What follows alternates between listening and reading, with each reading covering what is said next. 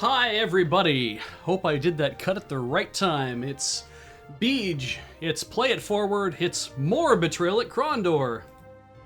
Now, we got all the way to the Krondor, and we finished all of chapter 1, and now we're moving into chapter 2, but we spent a lot of time in the whole start of chapter 2, and where I saved was just putting us right on the road to beginning. So let's just ensure that we are, I think 40 was the absolute last one. It sure is. Let's just ensure that this is where we're supposed to be. Chapter 2, Shadow of the Nighthawks. Good. Now, let's just go in here for a second. For those of you who are unfamiliar, Play It Forward is where we play a game for a very long time. We play it forward. You don't generally. I played this game backwards is the issue that's taken so long for us to get here. And there are 9 chapters of this game, and so we'll see how far we can get before everyone just basically revolts.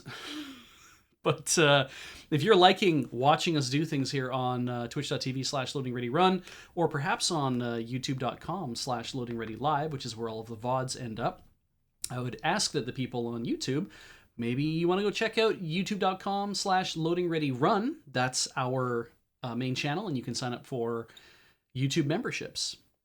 That's a very simple way to put a little money in our pockets if that's a way that you like to support us.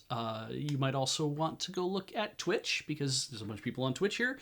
Twitch.tv/loadingreadyrun. You can sub there. You can give us bits if you're interested. Even just following us and subscribing on the YouTube is great to do too. We enjoy that. But also there is the Patreon. Patreon.com/loadingreadyrun. A great way to support us as well. If you're, again, interested in helping us keep the lights on and keeping the moon base functional, making sure people have things to eat, all of that money goes towards supporting an awful lot of people at the moon base. And I guess I should also then bring up the store. So, store.loadingreadyrun.com. That is where all of our merchandise is being sold. And interesting thing, which I haven't brought up every time, but I will bring up this time. Can I grab them both? I can only grab the one? No. There we go. Season 11 of our, over here, Season 11 DVDs and Blu-rays are now ready. I have them in hand, which means they exist. I have actually checked the menus and everything else to make sure it all works properly. They are so cool. And if you are somebody who pre-ordered these or backed the Year of Lure Kickstarter so that many years ago, they're there now, but we need your new mailing addresses. So please go to the...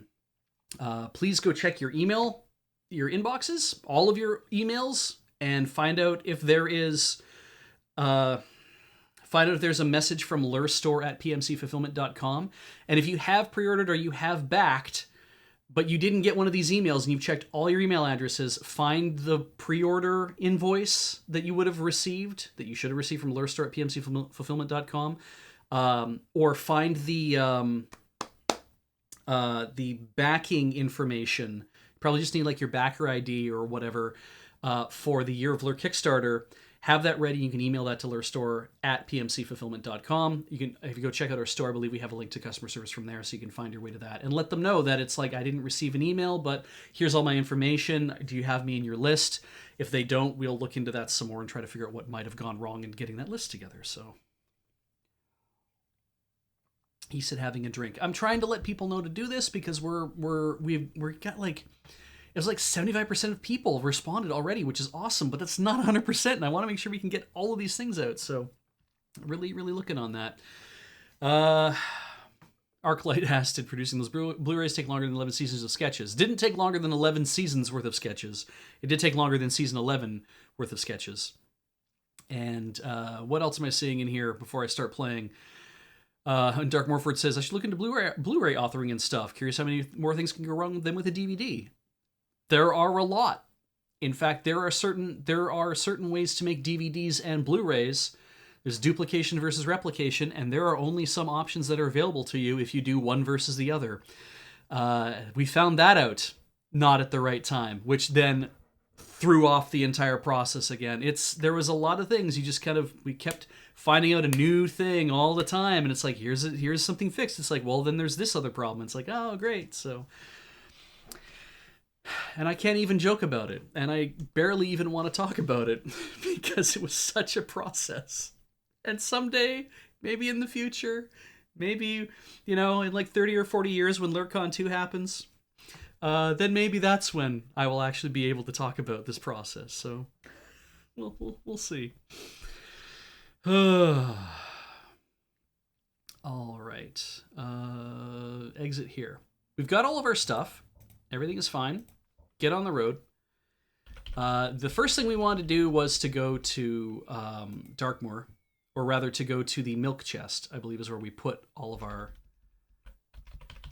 The milk chest, I believe, is where we put all of our stuff. And I'm just going to look. The walkthrough I'm using is this one at web.archive.org. If anyone cares to kind of watch as well. We're not doing a tontine, Arclight. No matter how many times you or Ian asks, we are not doing a tontine.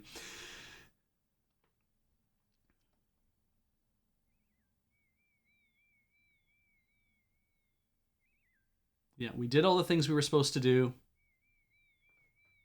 Oh, cool. If we wanted to, you go back into Krondor, go into the sewers, and have a whole bunch of new fights.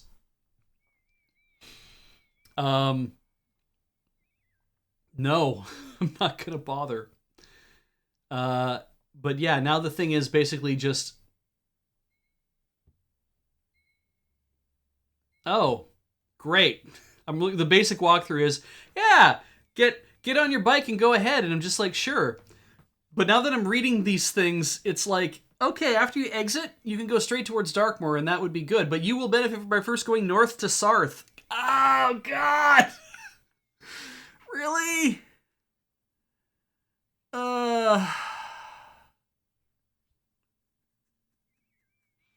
Okay. It also says that Mark will teach you a chess move, but you can't learn it until you've played chess for the first time, which we haven't done. So we're going to do what we're going to do already, which is we're going to go to Darkmoor. We're going to make our way to the north to try to find that emerald like we talked about at Eld Point. That's what we're going to do. After we go play chess for the first time, we can look at other things to do after that. We'll go on the road trip a little bit later, but oh my God. No, this game does actually not really have chess in it, Boone33. It has the appearance of chess, which is people talk about playing chess, and then you'll be allowed to play some chess in some flavor text. Milk chest, I believe, is over here. There we go.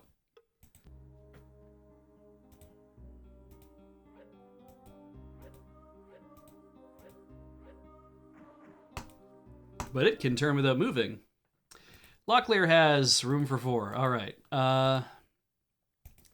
Accounts of Shamata Garrison, that is an assessment thing, so we'll have him read that and get some assessment value out of it. We've talked about what that means. His assessment went up. Excellent.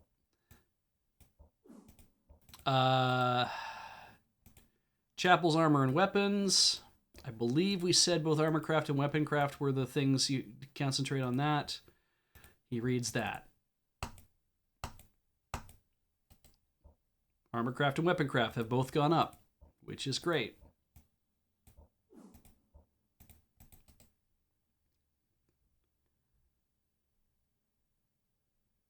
Dorcas's treatise is for magic, so we're not going to worry about that.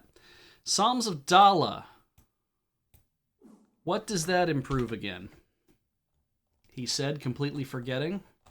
Was it just accuracy?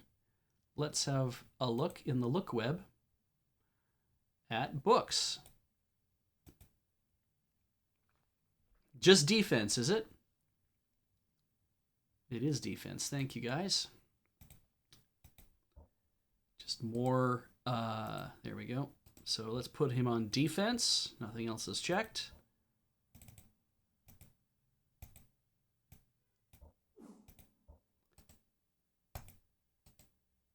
Strategies of trading. Well, that's haggling. Defense went up.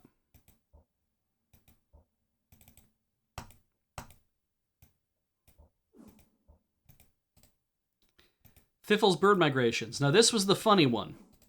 This was the one where if I, depending on what I pick, all skills go up 5 if you select none of them. But if you select one of them, 7.5% to that one, and the rest of them get 5.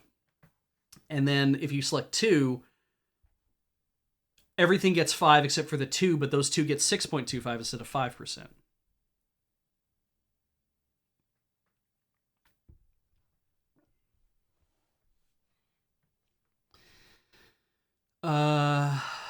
Right. So what do we want him to have BM good at? I would say we want to have accuracy melee go up, and probably what are some things that are hard to train though? Like accuracy melee is going to go up as he fights. That's fine. Stuff like scouting and stealth are not going to go up that easily. So giving him better scouting and stealth is good because we'll get them right now.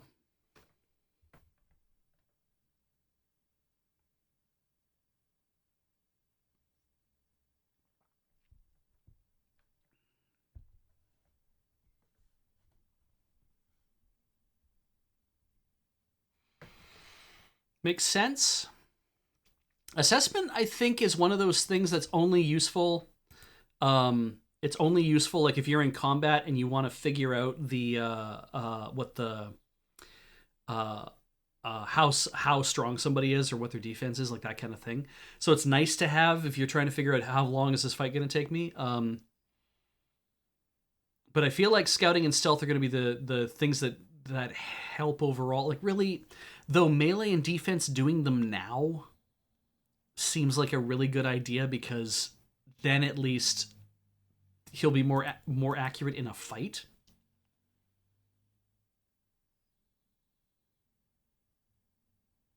And he's gaining like percentages like right off the bat, which is pretty good. No,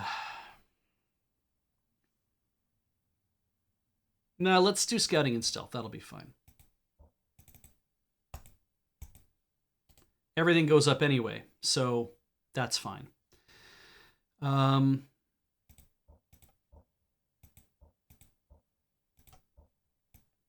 if we really wanted to, we could use a bit of this time, since we're near Darkmoor, which I believe I can just buy some stuff at if I need to anyway. We could see how he does if he reads a few more pages of this. It's going to take 15 hours every time he reads it, but you know that might be not a bad use of that. What would we select? Well, we selected those two. Let's see how. Let's instead.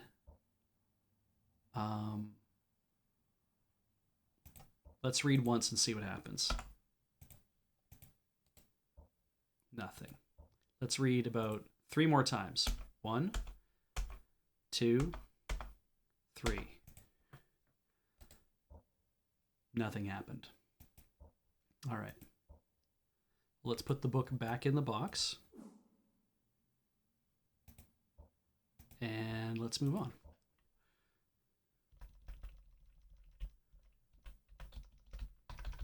It says go to Darkmoor. Well, we just missed it. So let's go back towards Darkmoor. Barn door was closed. It's fine. House. Ah. This thing, come back when the sun's no longer in the sky. We did that once. I don't know if we particularly have to do that. So let's not worry about it yet.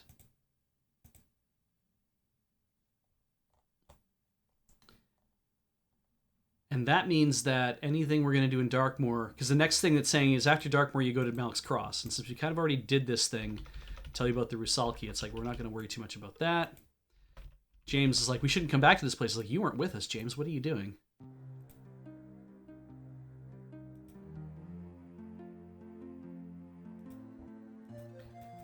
Did I? Okay. I didn't sell all these here, did I? Have they had these all this time? I don't remember. This is most of the books that I have in that other chest. Weird. Let's see, 12, 11, 11.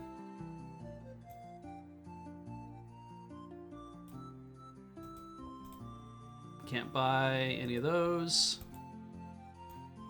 Try it again.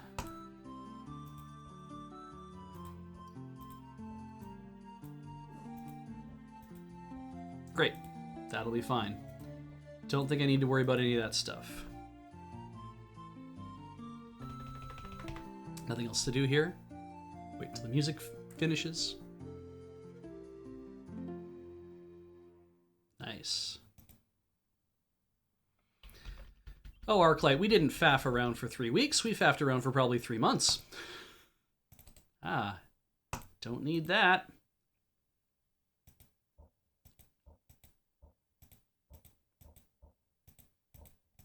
I feel like I should just dump this off in one of the boxes as well and just be like, I'll come back for that maybe someday or not. A well. We drank from the well. Picklocks. Sure.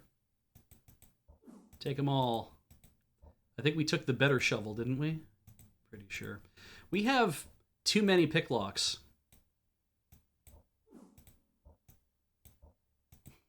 We don't need to carry more than 36. We'll be fine. Actually,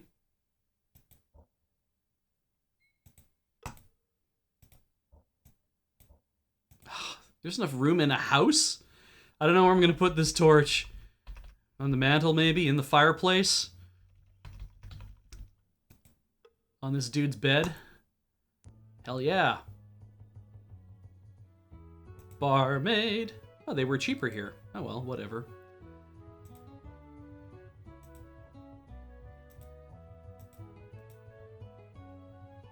Alright. I bet you didn't know this, James, but we rule.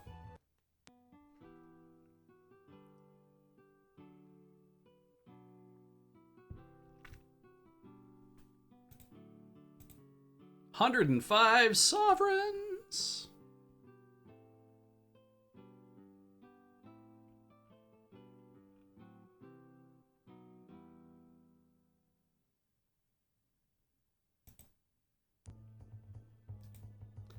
He scowled, friendly talk. Find a jungler then. No, he also wants me to find a jungler.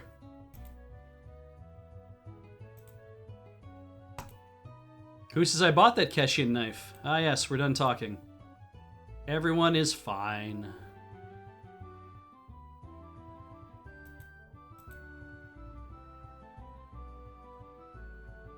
Yeah, we're fine. Oh, the party's one went up, did it? Who in the party? Oh my goodness.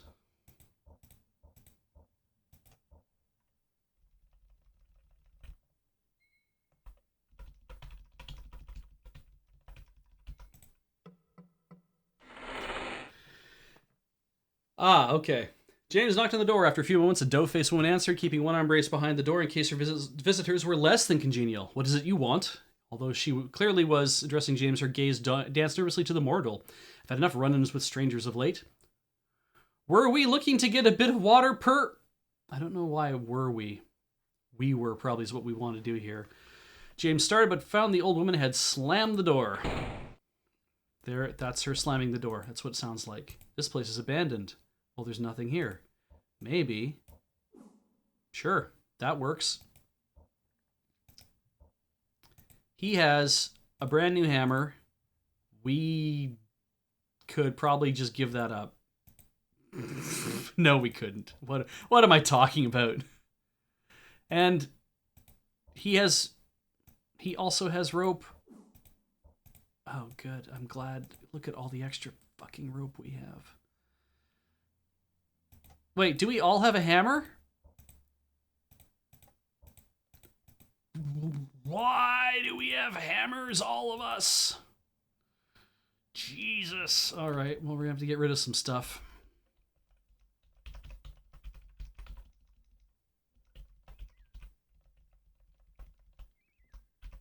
I could probably go to the other chest and leave things in it, but...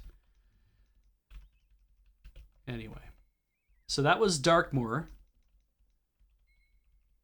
Not much of anything to have to do there at the moment. Since we crawled this entire place backwards, pretty much everything... if it's a chest, I think we've probably found almost all the chests, but not all of them. But a lot of them. So we're going to warp from here. Well, let's talk first. Okay, they just kept us waiting. Nothing going on. Teleport. We're going to teleport to Temple of Dala, and we're going to go all the way through this section to see if we can't find something, and we'll warp out to Temple of Tith if that's what it takes. If I have to go all the way to the Kahuli Temple, then we've gone a little too far, but that, whatever. I can go to the Temple of Sung at some point as well. We can just warp back to Sung. No, I have to go to Malek's Cross because we have to play chess for the first time. So we're going to go to Dala. What is rope used for? Chaos Treader asks. We have used rope. Yes. You need rope in order to swing across pits in dungeons. We have... It's the only way to do it, and if you don't have any, then you're screwed, especially if you run out of rope when you're on the other side, and you're like, I have no rope left, because the rope doesn't stay dangling or anything. You don't get the rope back. You use it once, and that's it.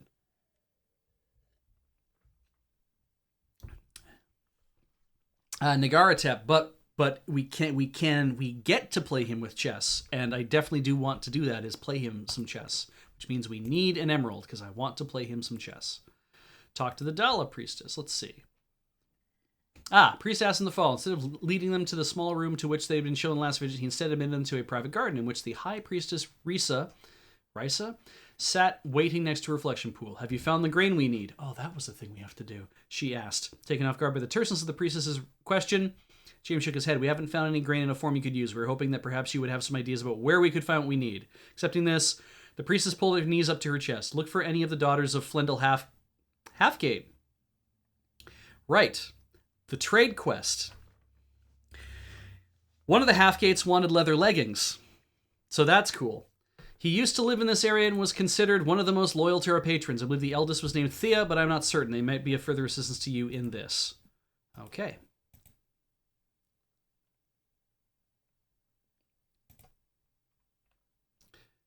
Oh, it is night.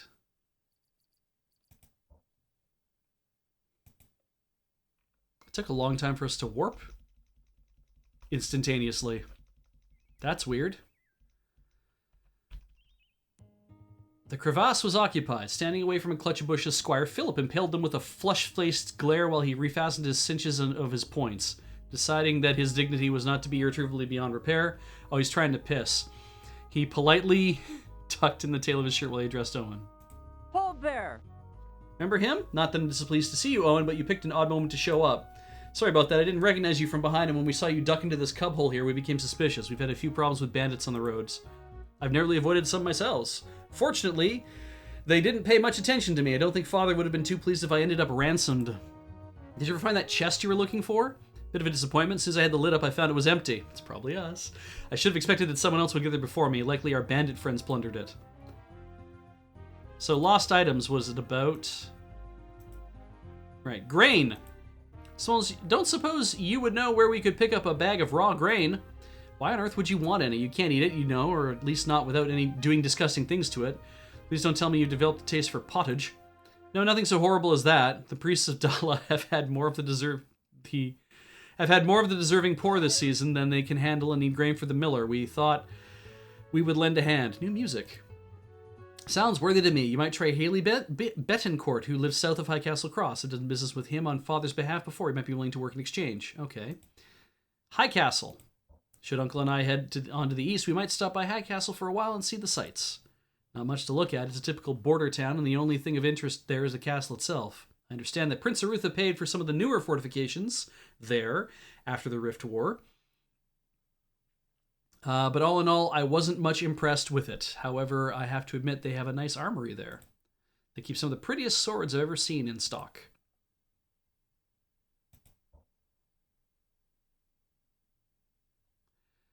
So...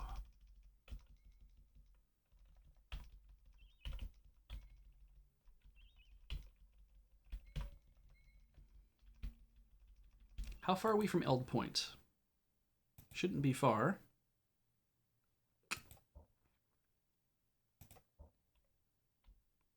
Look behind me. No chests.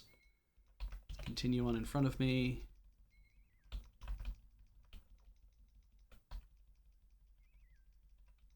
Here's a house. A friendly woman answered their knock. She introduced herself as Larissa Halfgate, daughter of Flendel Halfgate. After a short conversation, she further revealed she was on her own and having more than her share of trouble with a rusty barn door. I would be ever so grateful if you could help me open it, she said with an honest smile. James said they would try to look into the matter. She refreshed their water pouches and they left. What? Where? I hope the barn's behind here. There's the barn. We just drank a lot. Just drink so much. Let's put down a bookmark just in case something weird happens. James pushed on the barn door. This door is jammed, he said to Owen. Come here and see if you can help me open it. Together the two men pushed forth with steady pressure, then with sharp pounding thrusts. After several minutes, their time divided equally between thrusts and curses, they gave up. So we either can't open it right now, or... oh. Just left a goblin sticker behind, I guess.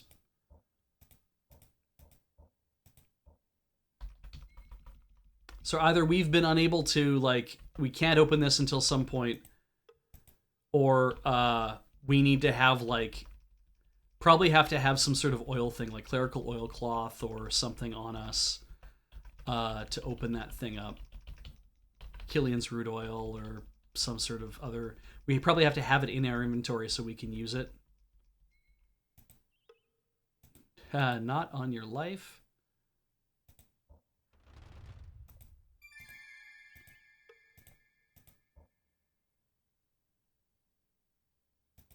So, 82% lockpick, 62, 25.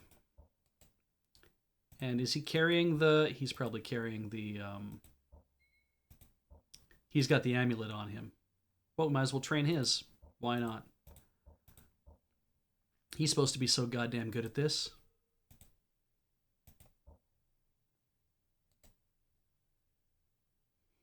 Who's James? He's the new guy. Locklear has other things to do. This is chapter 2. We get a new person. Got that open in a big hurry. Don't need a crossbow.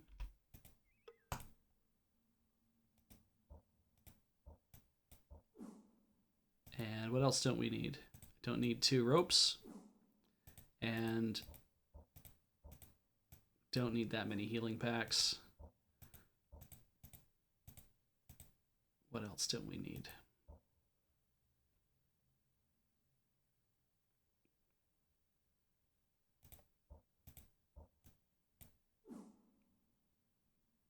This seems fine. 2 hammers is a lot, though.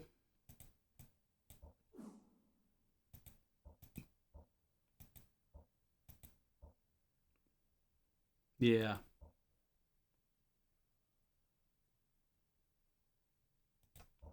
Jibcat, yeah, we went to Krondor in the last episode.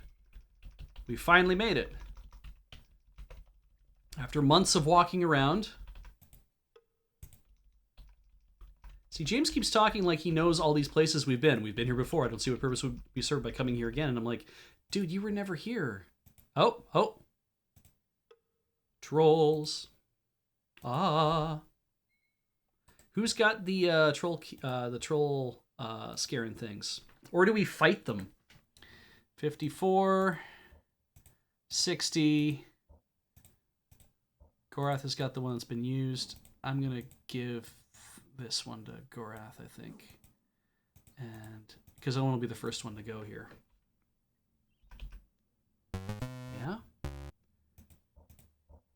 take his lockpick off. That's what I want to do.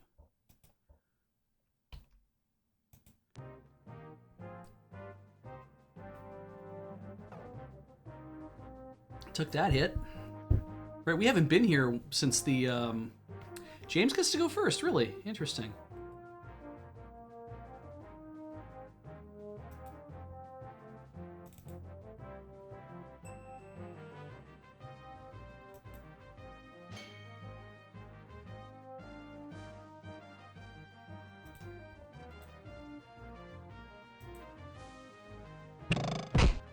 Nice. So we could beat a dude up.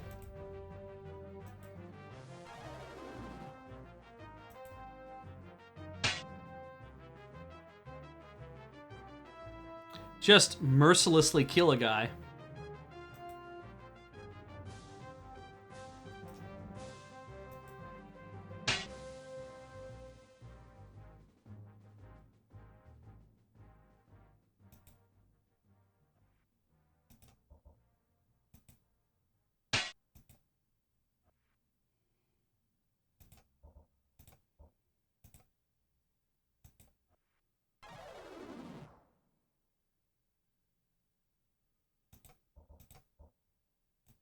Then I shot him in the back.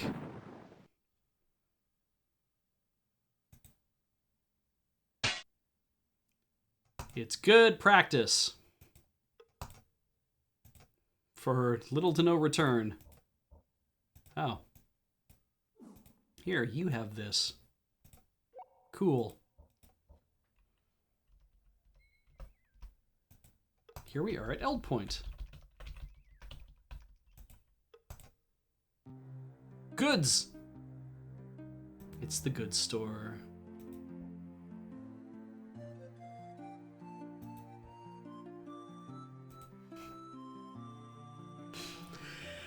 Ah.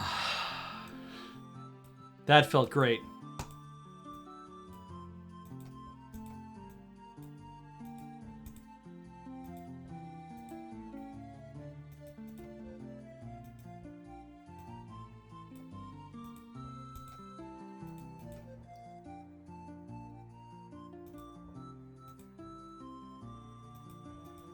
Good, it'll be there forever now. We found the Lost Emerald, everybody. We can get the hell out of here. Now, where are we going to go to do that? It's in Eld Point. It's in the store Goods. G-U-D-S.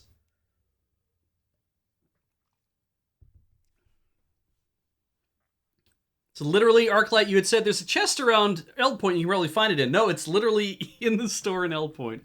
Let's see if we can stay the night somewhere, and then we'll go back to the temple in the morning. Oh. James knocked on the door. Presently, a stout woman answered, and after a short exchange of pleasantries, ushered them inside. My husband is in the other room working on a new pair of shoes. I'll tell him you are here. She disappeared behind a cloth curtain that apparently separated the living area of the house from the work area. The curtains parted again, and a smiling man entered the room. Why, yes, gentlemen. Have you come for a pair of shoes? Perhaps you'd like a pair for your lady friends, eh? I'm working on a new shoe design for ladies of high fashion.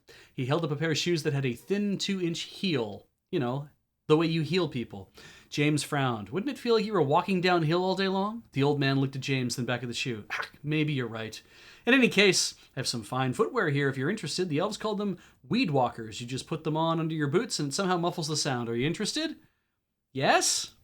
Very good. Then let me see if I can find them. What the Is he just giving us a pair of weed walkers? I think he did. We just told him, no one's gonna like your fucking shoes. He's like, oh, you're right. Here, have some free other shoes.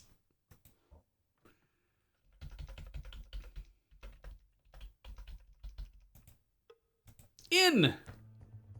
Bard. Barkeep.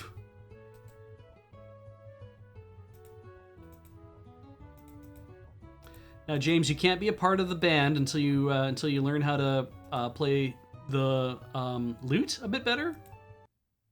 Lute. 115 sovereigns. Talk to you. We are freebooters. Talk to you, lady. What do you want? You suck, James. Goodbye, sir. Oh, what's in the barrel? The barrel was empty. Securing the lid back in place, James shrugged. It's empty. In. We are. Sleep till morning, 8 sovereigns, who cares? Yes, it's all lovely. Oh, we didn't get fully healed either. Oh well, whatever. Someone got sick. Did we get sick? No. Are we sick? Our barding went up, that's good.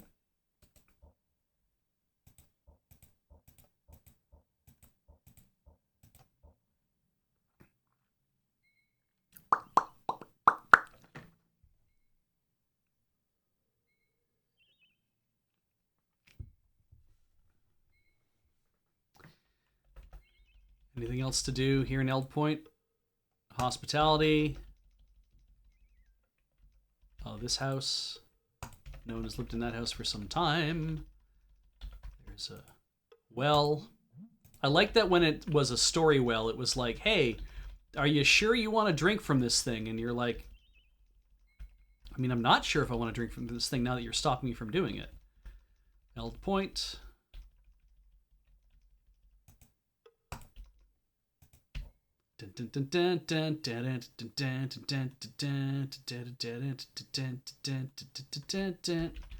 Where are we in associate? Oh, we're really close to the temple.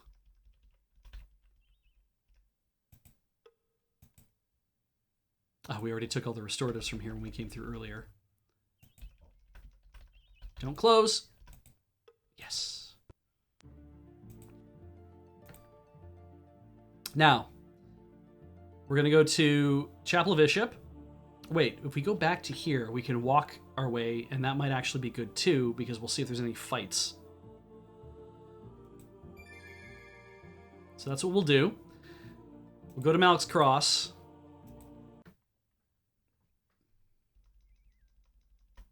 Is it morning or night?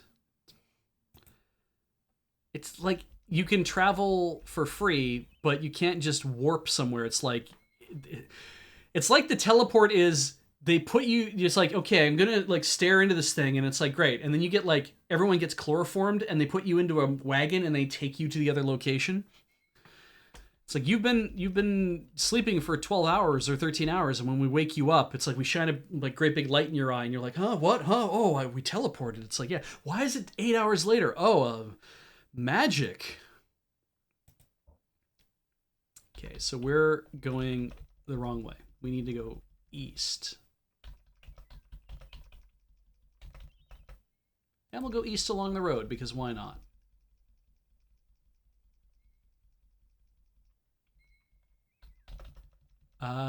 Is this? This is the way for Malik's Dragon, is that it? Hang on, is Lighton north of us? Oh, this is the way to Malik's Cross. Okay, cool. Yeah, I do want to go in for supplies. All right, welcome back to Malik's Cross, everybody. What's in the shop? It's the armory.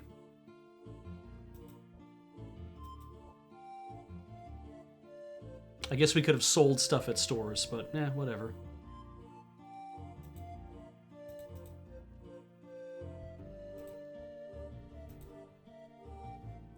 In the inn, then. The man walked over to join them. Mind the door. It's Ivan Skald! I hope you didn't come for the match. It's already over. Match? What kind of match? You're in the Queen's Row and you asked that question? Chess match, of course. It was wondrous. Jamie Tiller was defending his title against that snot-nosed prat from the Abbey, Kyle Fisher. Jamie opened, moved his queen's pawn to 4th rank. Fisher opened with Aber's Gambit. Arrogant cud, but Jamie actually maneuvered into it with his knight. I was thinking he was going for the queen, but he sacrificed his king's rook and took the priest. It's a brilliant move, but it left his own queen vulnerable, didn't it? You've got a good head for the game, senor.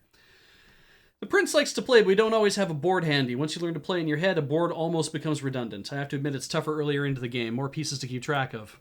It's still fun to watch, though. That's why the Queen's Row is here. Perhaps I can relate the rest of the game over ale, assuming you gents are buying. What can I get you today? Lost and found? Do you keep things that people have lost here? Sometimes if it interests me, or if it seems that they would be coming back for it. Why, have you lost something here before? No, I was just wondering if there was anything interesting you found that you think it's unlikely the original owner is coming back for. If so, I might be interested in taking them off your hands. Probably wouldn't do me any harm to clear out the area beneath the bar. I believe there's probably a few things. Tell you what, I'll sell you a lot of them sight unseen for, say, 50 sovereigns. Deal? Yes. Sell barkeep, I'll take it all. I'll have to gather them up first. I'll give them to you before you leave and put the sale against your bill. Challenge. Any chance I can interest you in a game of chess? I'm not so sure you would want to play against me. I just learned a few new moves from a book I borrowed from the Abbey. Tell me the stakes then, and I'll tell you whether I'm interested or not. Emerald, think you're up to it? Yes. Ivan played well. Drumming his fingers nervously on the bar top, James tried to find a way out of his current trap, but his chances didn't look good. At best, the rest of his game would be defensive unless the barkeep made a critically bad move, and in no way seemed likely. Black Queen takes White Hunter, Ivan said. Checkmate in 2 moves. As if materializing by magic, James suddenly saw his opponent's goal and realized he could in no way stop him from forcing him into the checkmate. The emerald is yours, James said, tipping over his king. You win. Aber's Gambit. Or En Passat. Let's ask about that again. Cashian thing, illegal move, but it's not, but it's a long-lost move.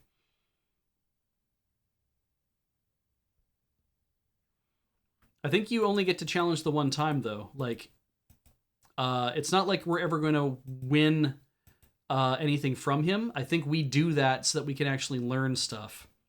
Isn't there another move like Aber's Gambit, but a little different? Hi, there's Aber's Turn. It's a brave man's gambit. The right place is about the most powerful structure a man can put out, but in the wrong place it can cost you dearly. How does it work? I'll not be teaching you that play. If you knew truly how to use it, I'd have to give up playing chess against you. The very fact you even know about that move tells me you know the game altogether too well. Advice. With all the trade moving back and forth through here, I imagine you talked to quite a few traders. Talked to my share. Most of the Queen's Row is a haven for students from the Abbey. Anything unusual going on that someone making a long trip should know? Bridge out somewhere? Bandits attacking? Only thing odd I've heard as recent is that Lord Leighton's got a batch of tax collectors stopping folk what are trying to get in and out of Leighton. Some ridiculous high amount of gold. If folks don't have it, the collectors just direct them the other way or end up splitting their spleens for them. Of course, the merchants around here wouldn't make a pence if they stood for it. That's weird. They apparently found some way to sneak around the guards.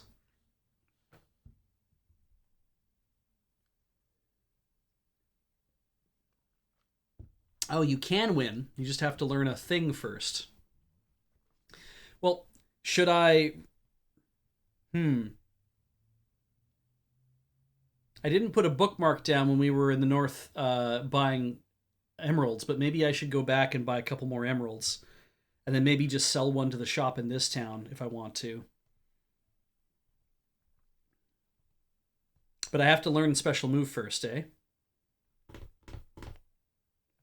Probably, well, people at the Abbey play. We're going to go to the Abbey. Talk to this woman. So, she made her way across the floor. The name is Grand Petruma. All right. Wherever did you get those clothes, Lyle? Must have stitched them off a marquee somewhere. Snitched them. You're getting a mild bit bolder, aren't you? I'm afraid you have been mistaken for someone else. My name is James. James, is it? Oh, of course it is. And I'm not your Grand Petruma either. I take it. You're masquerading again. This isn't that like that time you ran about Malik's Cross for a month begging and chewed up soap, is it? Begging and chewed up soap? I guess to make him look sick. Oh, but you made some fine sovereigns with that act. With all that foam coming from your mouth, a body would think you had the creeping mungus, and they'd pay a pretty coin just to have you away from them. You've always been a wily one, Lyle. Did you pinch any bread for me? Why can't you buy your own bread? Who pissed in your pot, eh? You know perfectly well that I haven't had nothing since Jack died. Unless... What are you doing with an elf, boy? Don't you know they bring bad luck? They're the ones that... What killed Jack and are stirring up all that trouble in Sethanon. What's got into your head? Have you run mad? What trouble in Sethanon are you referring to, madam? You really aren't Lyle, are you then? But you're his mirror image, you are. How could this be unless... Some kind of fairy evil, isn't it? That's what it is, some kind of fairy magic, and you've finally come for me. Took Lyle's form. We aren't brothers of the dark path, miss. Please trust us. Perhaps I bear some resemblance to this Lyle character you're talking about, but we're just ordinary folk. I'd like to talk to Lyle, however. He sounds like he might be a relative. I guess you don't look like evil fairies. Leastways, none I've ever heard of. So Lyle might be your brother. I don't know. I never knew my father, and my mother never mentioned a twin. But when I was taken captive in Krondor, a few of the men who were guarding me kept asking me about places I've never been to and about people I've never met. At first, I wanted to dismiss what they were saying, but then I got to thinking about some of the events that happened before the Battle of Sethanon. Someone tried to slip in a double for Prince Arutha. Maybe the Mordor are repeating their old strategies. This is all very interesting, but I haven't had a bite to eat in days. Think you could spare something for me? Yes. Got a pack of rations that are yours, providing you tell me a little more about Lyle. Last I saw of him, he was heading towards Lighton, said something about wanting to meet some gentlemen there. More than likely he'll be staying away from the main roads. Try as he might, he does have a tendency to get into trouble now and then. No kidding. Thank you, miss. Watch out for yourself. That dude is, wants to jungle. That dude, failed love affair. Innkeeper. No need to stay the night in this case.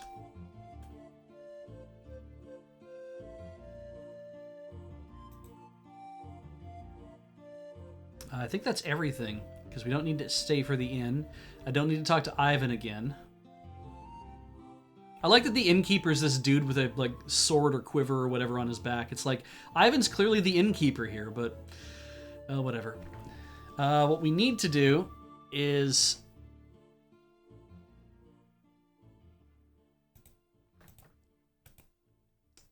double. Oh, we can ask him about the double. Do I look familiar to you? Can't say you do. Should I know you? Not me, my face. I want you to take a close look at me. Are you sure you don't know anyone with a face like mine?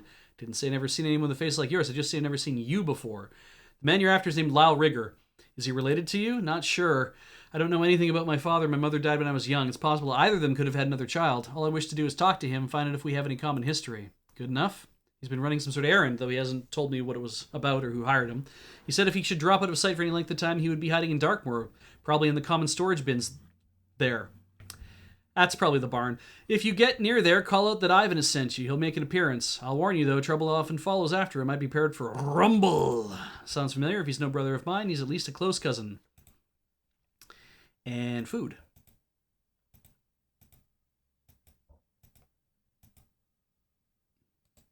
Don't want. All I want is to set barding. 89 sovereigns.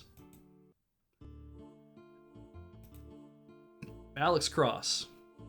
The temple. Let's go to the temple. Ah, yes. Chapel is here. Enter.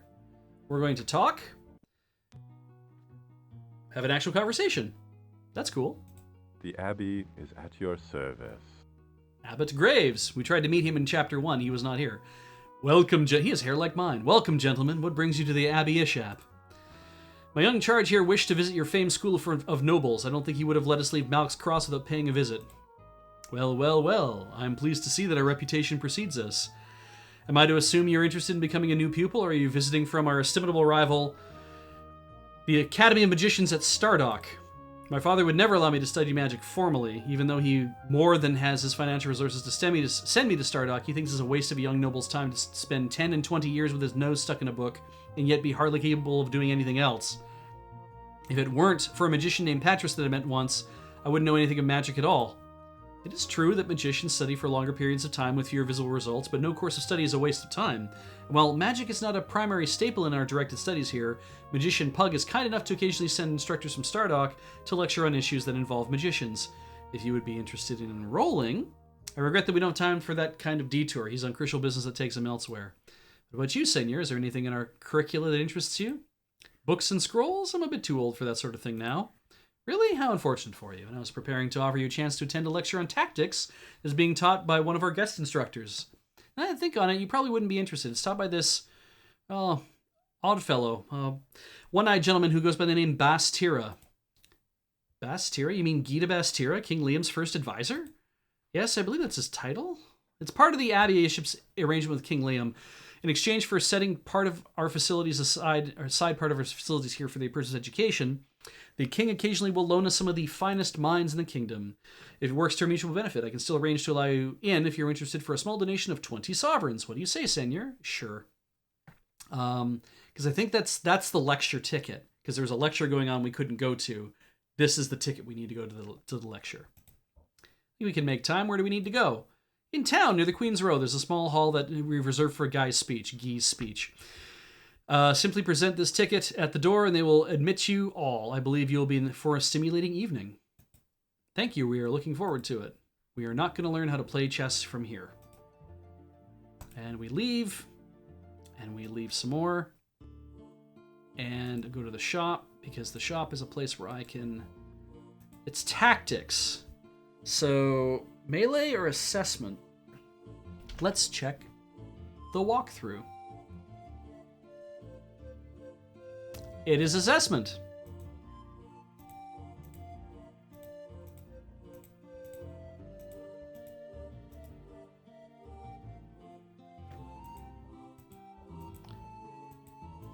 Yep.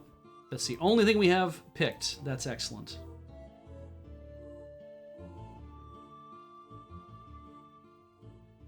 Oh, for God's sake. All right, we'll go to the house. A man took their ticket at the door. Waving smoke from his face, James was surprised by the number of young nobles seated in the lecture hall, most looking as if they would rather be drinking ale in the tavern across the street. Despite that, they made friendly company as they offered up seats to James's companions. All rise for Guy of Rillanon, first advisor to the throne of Kingdom of Isles, the page announced from the rear of the room. After an uncomfortably long wait, a pair of men dressed in purple tabards advanced to the foot of the rude stage and took up station, the looks on their faces stern and watchful. Quick behind them was a man dressed all in black, from tunic to trousers, to the patch over his left eye. Mounting the stage between his escorts, he looked out on the assemblage as if they were all his soldiers in the field. Seeing James, a smile touched the first advisor's face. "It seems I'm not the only first advisor here, James of Krondor," Guy said. "Yeah, I'm going to just call him Guy." Motioning for everyone to take their seats. "I'm surprised Prince Arutha could spare your company."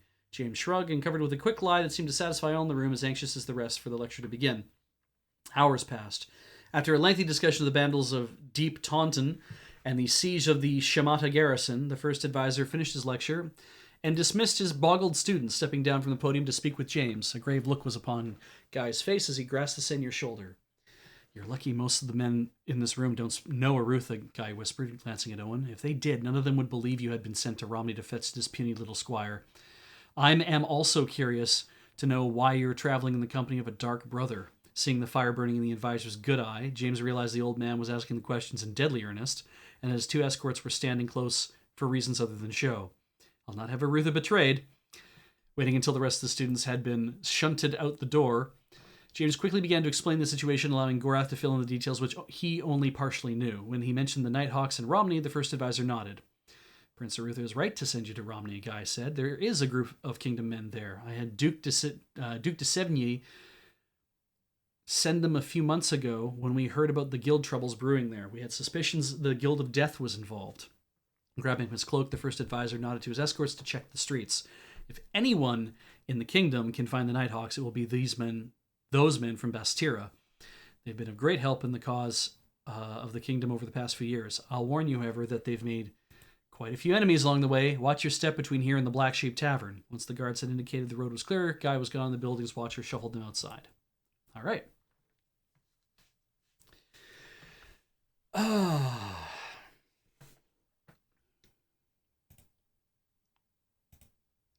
Let us adjust back. So, I have discovered by reading the thing, we had an opportunity to come here and play chess earlier. So, the walkthrough says, go to the inn, talk to Gran Patruma and Ivan Skald.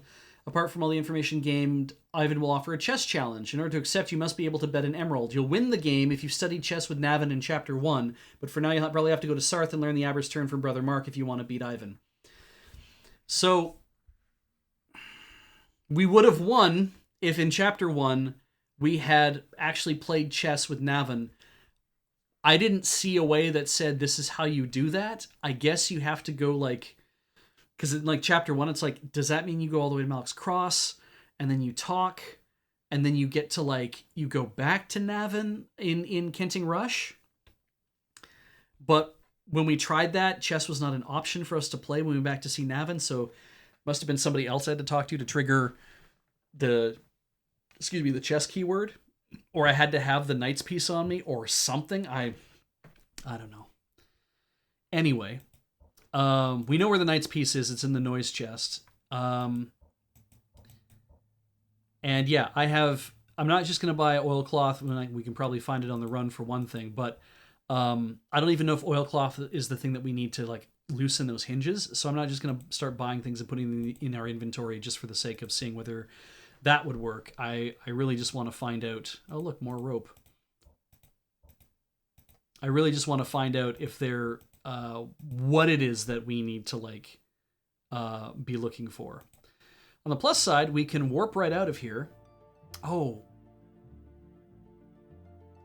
Okay, if we warp to Sung, we can walk to Sarth pretty fast. Leave Sung, come back to the Temple of Ruthia, go to Darkmoor, and meet up with, what's his name? So it's probably the fastest thing to do is to do it this way. Go Vump to Sung, go to Sarth, come out, come back to Ruthia, go, because that's right near Darkmoor. That's what we'll do. And it is 9. Let's talk here first before we stop. Fire was everywhere in the temple. In braziers and pits and censers of flame seemed to be the principal decoration of many of the chambers they were led through on the way to the high priestess. Though by all rights, Prander was the proper god of fire, James mused that Sung could easily claim the right to it by the way her priests and priestesses adorned their temple. At last, they were admitted to a large circular chamber ringed by flaming torches in which the high priestess was kneeling in an altar of flawless white marble. Rising, she turned to face her guests and dismissed the acolytes who had brought them. High priestess, James said with a respectful bow, we have been on the road for many days and merely wish to express our homage to the goddess. We are in need of whatever luck we might find and whatever wisdom. A faint look of distress appeared in the woman's green eyes. In reply, she said nothing, keeping her gaze fixed intently on James's face. Have we given offense? James asked, transgressed in some way. Again, the priestess said nothing but touched a hand to her lips and then to her ear, giving this sign that she was mute. Understanding, James bowed again to her and begged forgiveness. We shall trouble you no further. All right, nothing going on there. And yeah, we're right, of course, right near Sarth. So we're going to go back.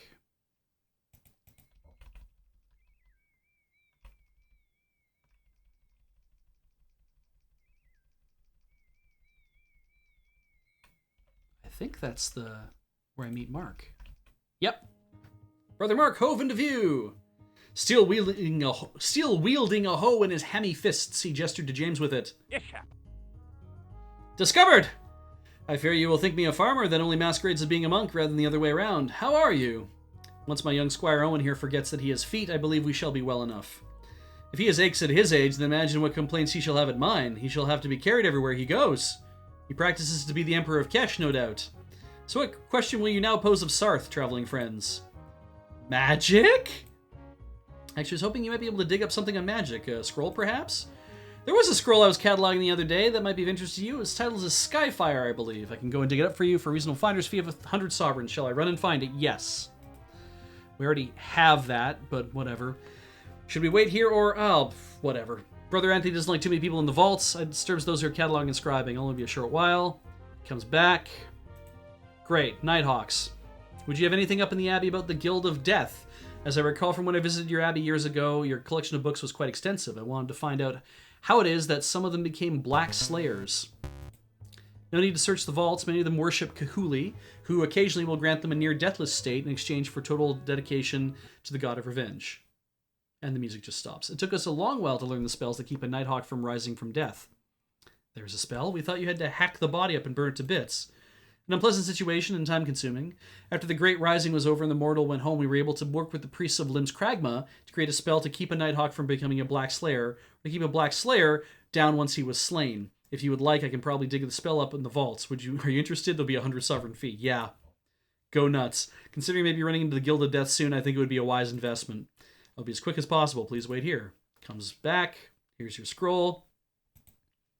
Abar's turn. I don't suppose any among those masses of books you have in the Abbey would you have one on chess, would you? Looking for information on a chess move called Abar's Turn. No self-respecting Keshian library would be without one, and as the Abbey was founded by Keshian wanderers, stands to reason you have something. Wonderful. If you could dig something up for us, I would be very happy to pay a finder's fee for anything you can find us on chess moves. It's a fairly special request, so I may have to spend a while digging. Do have another project I need to handle this evening. Would you be willing to pay 100 sovereigns? Yes. Well, in this case, I think it'd be worth the expense. I will see to it your money is well spent. If you'll wait here, I'll return as soon as I found something. We've made this guy run back and forth 3 times. The priest returned several hours later. So, what did you discover? James asked, his mood improving with Brother Mark's reappearance. Anything we can use? Mark frowned and burrowed in the folds of his robe. I found that there appears to be no difference between Linlan, Pashawa, cockfighting, darts, poker, King's Mountain, dice, shamshon, 4 hands down, and chess as far as our cataloging system is concerned. They all just considered games at this point. James shrugged. Well, nice try. Just wish we hadn't wasted our time. Brother Mark pulled a scroll out of his left sleeve and laid it in James's lap. It was no waste of time. You haven't seen this particular scroll. Pardon? James blinked at the parchment, then at the priest. What do you mean? What I mean is that the scroll in your lap is known as the Sa'Belahi, the victor's soul. It is perhaps the rarest and most valuable writing on the subject of chess ever put to paper. Unfortunately, it's also exceedingly rare. I get chills just thinking what we had to do to get it. This is our only translation available, and it was the only work I could find with reference to Aber's turn. Read it, and quickly, before Brother Anthony finds I've taken it. James smiled and unrolled the scroll, studying all the details of the move carefully. Once he had absorbed the material, he produced the gold he owed Brother Mark. I promise I won't forget your efforts, brother. The priest nodded, then snatched up the scroll. Let's just hope Brother Anthony can. And vaults? Can't go in the vaults. We've talked about this. He doesn't like strangers wandering around the vaults. So if we want things of value, we ask him for that. And we got a few things to think about. Thank you, Brother Mark. So.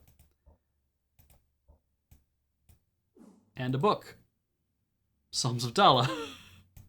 Did we just get a book for fun? Because that was 100 book. That's like... Anyway, doesn't matter. Now, Skyfire, I think you already know. There it is. If you read it again, what happens to it? Oh, inside. Although he was fairly certain when he read the first few lines he knew the spell, he read it to the end to see if there's any critical variations which might be helpful to him. Finding that it was exactly identical to the spell he already knew, he put the scroll aside. Oh well, he sighed, perhaps I can find a generous shopkeeper more use for it than I. Okay.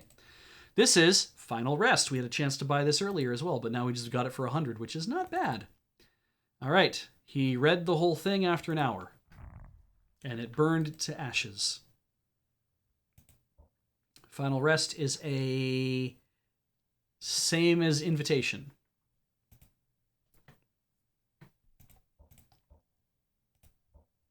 So that's an extra thing that's going to take up some space for a while. And then also this book, which everyone I think has looked at, because this is the... Wait, Psalms of Dala is the... It's the defense one, right. I mean, quite literally, I could just... we could try reading some more of it again if we wanted to, but... What I'm going to do is take a break. So we're going to exit and lock down the save. Probably not in this. We have to make a brand new directory. So I have to go into here and say saves 2. I think. Save game. There it is. And we're going to call this Beej Piff 41. You know what? We might as well just say this is chapter 2, 41.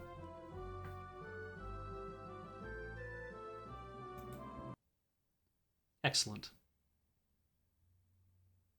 So yeah, a little too bad that I could have actually won that game if I had played chess in chapter 1, but now that I know this thing, now we have to go buy another emerald.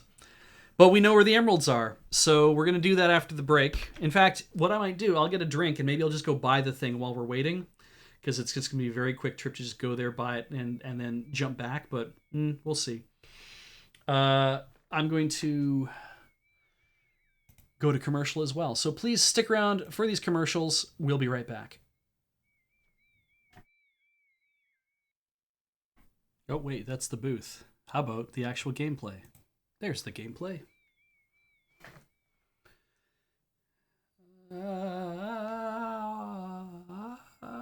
Hair in my eyes. Sucks. Wow, this sucks. Let's see. We've done the one thing.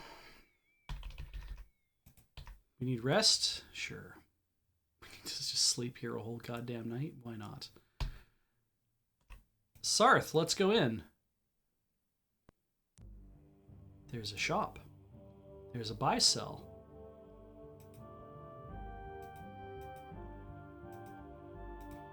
And there's a scroll. Great. It fine.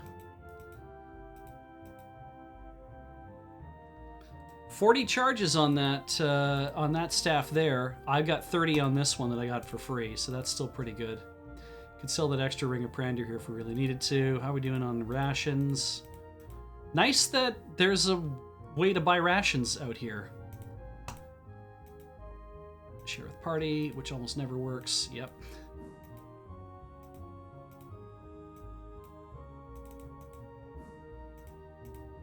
$13.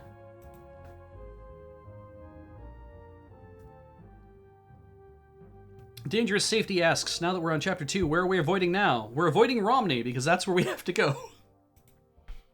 We're on our way to Romney. We're going to get a little bit... the library, yes. We've been here before.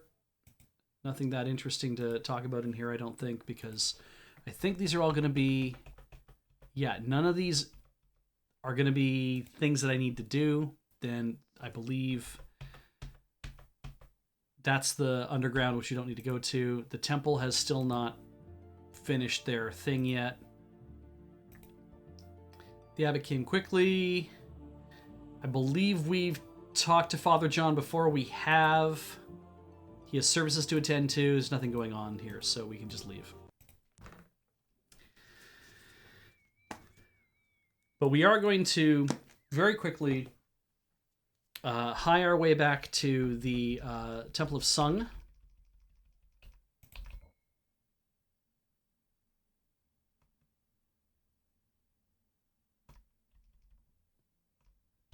Which I think we might have already missed. Maybe not. Maybe? Well, let's just look over here.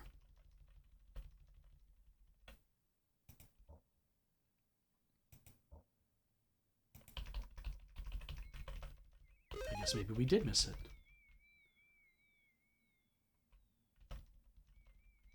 That's weird. There it is.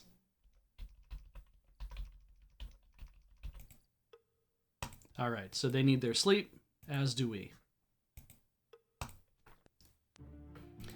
Teleport out of here to Ruthia, I believe. Actually, if we go to Dala, we can go to Eld-Point and buy that thing. So let's do that right now.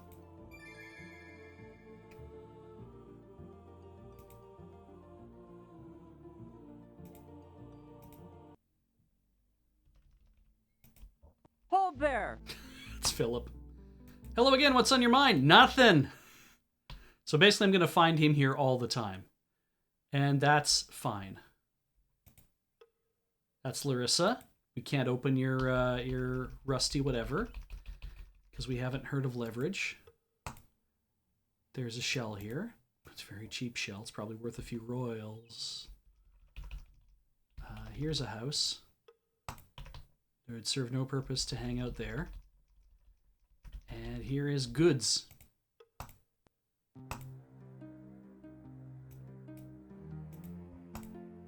Sure. One's fine. Though, you know what? I'll just have two so I don't have to be thinking about it. We'll just do this right now. We get back on the road and go back to the temple. It's going to be closed by now.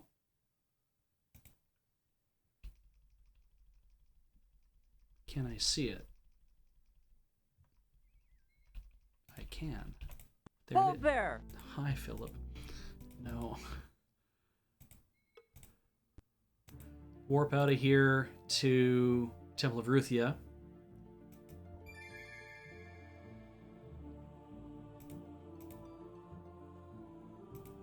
And now we're going to go to Darkmoor, which is this way.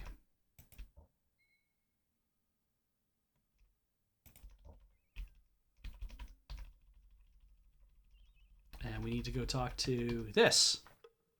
The barn door was closed tight. You in there, called James. We wish to speak with you. Ivan Skald sent us. There were rumblings from inside the barn. After a few moments, the door began to swing slowly open. Krondor's teeth! We could be twins, yes, so it seems. Seeing you, a great number of things suddenly seem crystal clear to me. What is your association with the mockers in Krondor? What do you mean? I don't... Stop the idiodactyl. I know you have something to do with the mockers in Krondor. A few months ago, I was abducted by a band of cutthroats dressed as Nighthawks while I was investigating a rumor in the sewers. At the time, I thought they'd abducted me because I was close to Rutha, but that wasn't the case at all, was it? That must mean things have gotten even worse than the Upright Man imagined when he sent word for me in Kesh. Excuse me, did you say Kesh, as in the Great Empire of? You of all people should know that the Upright Man has contacts everywhere, including under the Empress's nose. He couldn't very well operate the single most powerful guild in Midkemia without them. But as I was saying, he sent for me in Kesh and asked for me to take a boat into Silden and check on a group of thieves who operated there. I can't really say more, but I confirmed the Upright Man's suspicions. If you should get to Krondor before I do, tell one of the thieves, a boy named Lim, that I think the Upright Man's right, though I'm quite positive now that the crawler is not Jocko Radburn. He should give you a reward for the information. Am I going back to Krondor right now? If there is something in the offing that threatens the prince, don't worry your head. The Nighthawks in Krondor were likely sent to Krondor to kill the Upright Man after I fumbled up matters investigating in Silden, not go after Arutha. This crawler fellow that's running the new Thieves Guild is determined to expand his empire, but he's been busy infiltrating other guilds. He's the shadow prince behind a half a dozen, most notably the new Guild of the Romney. He's also training his men in magic. A whole band of thieves trained as magicians? I don't like the sound of it all. Neither do I, though for much different reasons. I'm still working on finding out who's training them. Last trail I followed, I heard word that someone in Lighton wished to buy glory hands, magic artifacts I'd heard something about. I found this skeletal hand near Sethanon, and I sold it to a fellow in Lighton named Glover. Figured if they were magicians, they'd spot the substitution, and perhaps I would have a lead. But they bought it from you and killed your lead. How did you find the skeletal hand? You'll probably find this a bit distasteful, but I was going to dig up somebody from the Sethanon graveyard and just borrow a hand. Since that part of the world had been deserted for quite some time, I thought it would be my best bet to find what I needed without getting caught. Fortunately, some old ghoul saved me the trouble, and I have no idea what this fellow was up to with the corpse, but he was dragging it through this field like he was headed to the graveyard. At one point, he apparently got tired or thirsty and left the body for a bit, and I went over to liberate this dead man of his hand, but before I could finish, the old man came back. Since I only had the hand off, I came back the next day to see if it had wiggled loose in the transport. So you found it and sold to Glover and Lighton. Just so, but my troubles didn't end there. There were a few men in Lighton who recognized me, apparently men working for the Crawler. Seems he's issued a death token on my head after I was spotted in Silden, so since then I've been lying low. Understandable. Someday, if we should meet again, I would like to talk to you some more. Find out more about where you came from. You mean find out if we're brothers? It's not likely. I was born in Tulin and only came to Krondor about 3 years ago when the Upright Man sent for me. I was never sure why he sent for me, but apparently he had heard of me. But he is odd that way. I doubt I'll ever understand the way his mind works. That makes two of us. Thank you for this talk, at least, Lyle. You've been quite a help to us, and it's been interesting seeing how others see me. Hope we can meet again. All right. So, he went to Sethanon to get a hand. We were near Sethanon recently and found a hand in a chest, I thought. A glory hand in a chest.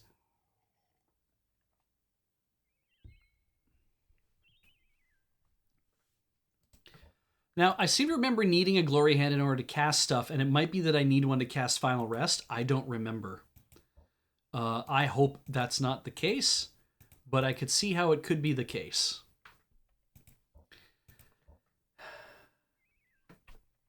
Anyway, we've done that piece. We can now leave here and go to Malik's Cross and play for that, and play to win at this point.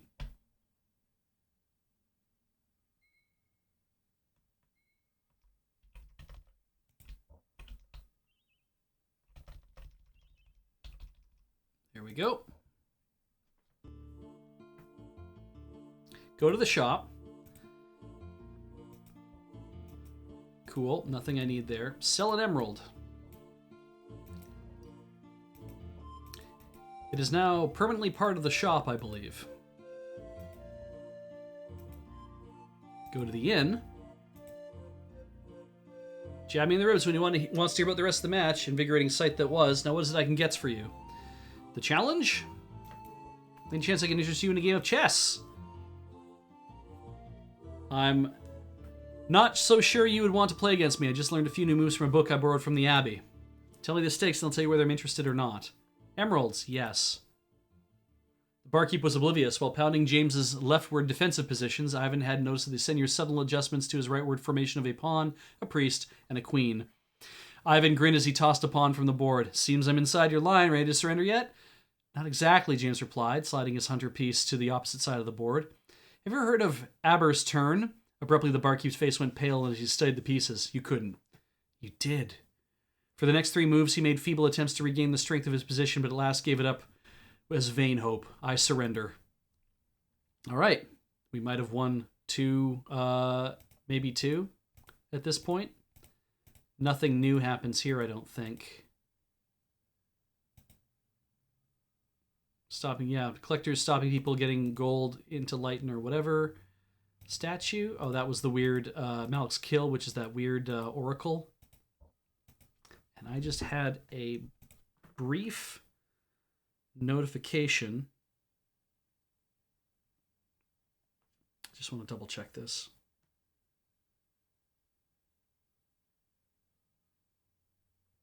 Cool. NBD. We move on. Thank you, Mariquette. Glory Hand is required for Night Fingers, not for Final Rest. That's good to know that you don't have to have a thing in your inventory to cast that. Because Night Fingers is like... What does it do again? Night Fingers is for thieving stuff? I can't remember what it does again.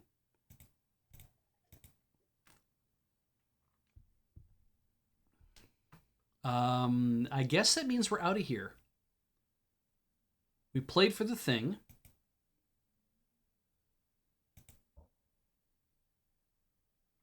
I guess I could stay for the night. Yeah, might as well.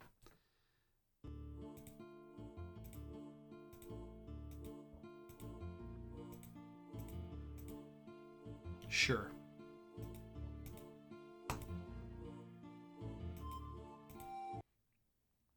Let's drop another save. This is one of these instances where I'm like, damn, I wish I had... oh, hang on. I have to check one more thing. Got another notification.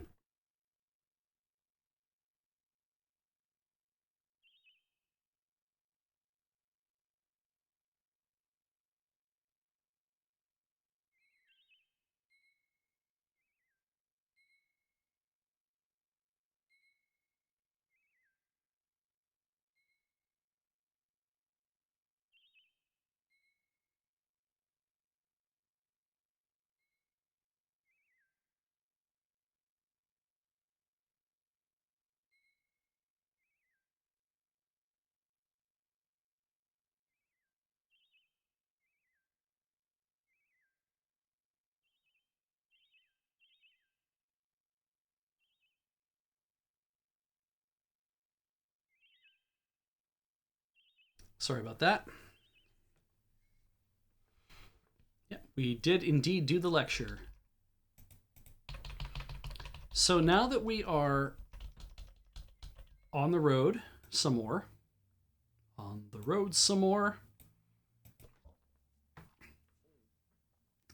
we're going to go up to Lighten.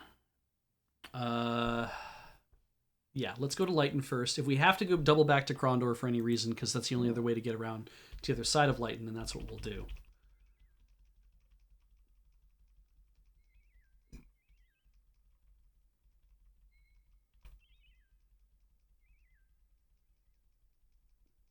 But also, what I'm hoping to do... Do I want to just go all the way to... because we could go to Malik's Kill right now. We could go talk to the dragon once more. That could be fun.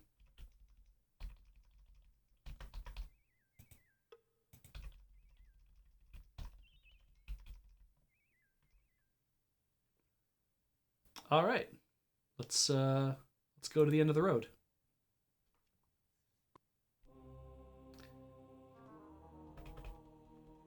What's in the bushes? Of course, there's a dragonstone.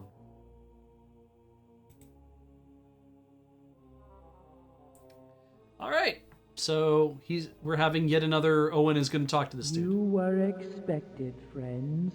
Let's talk to the dragon again. It's chapter 2. The oracle awaits you. What question would you pose? I have no questions, apparently. And that's fine. The name on the signpost had long worn away. I like that. I like how that just kind of sounds. A box!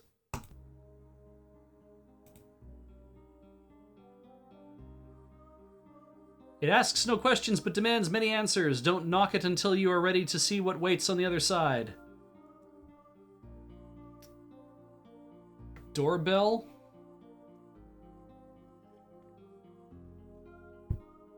Let's see here. It asks no question but demands many. Like, you have to answer the door.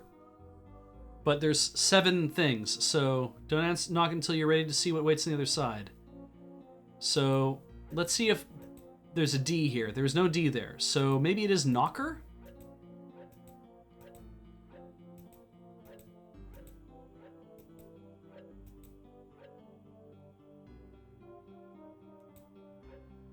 There we go. Hey, don't need that. But as always,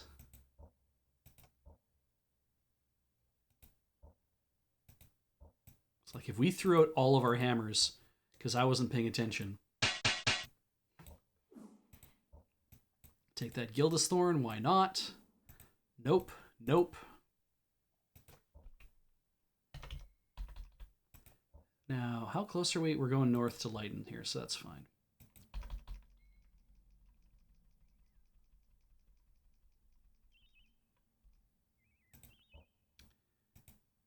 Sleep till the morning.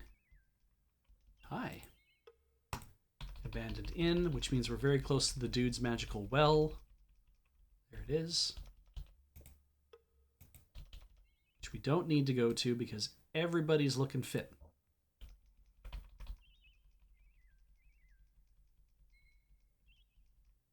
Aha.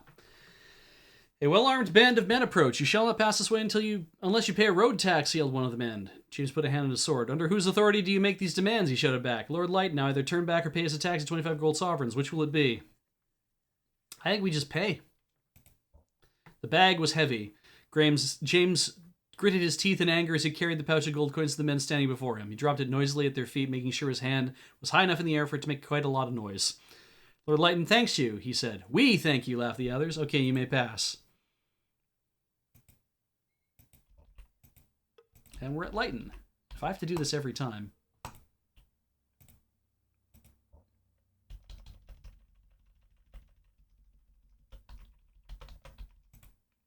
Nope, nothing going on there. Friendly chat. Community-owned barn. Been here before. Abandoned shop.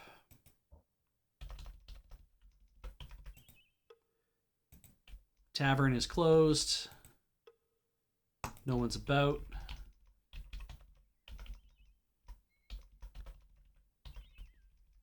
Now, Lord Lighton's house. There it is.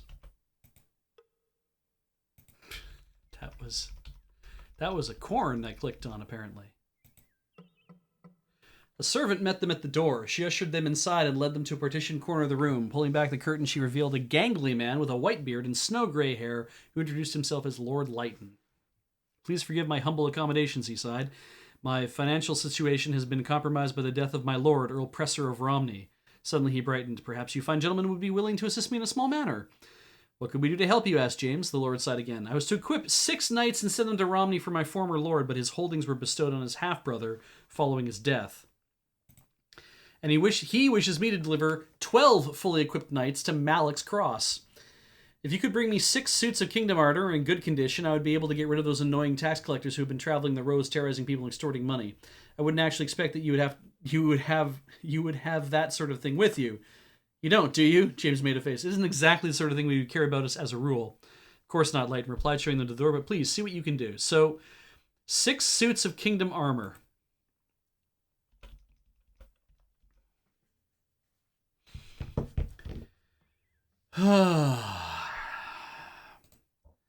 That is quite literally. I do not have enough space. I can carry 2. Do I have to put all my shit into a box? Probably into a box.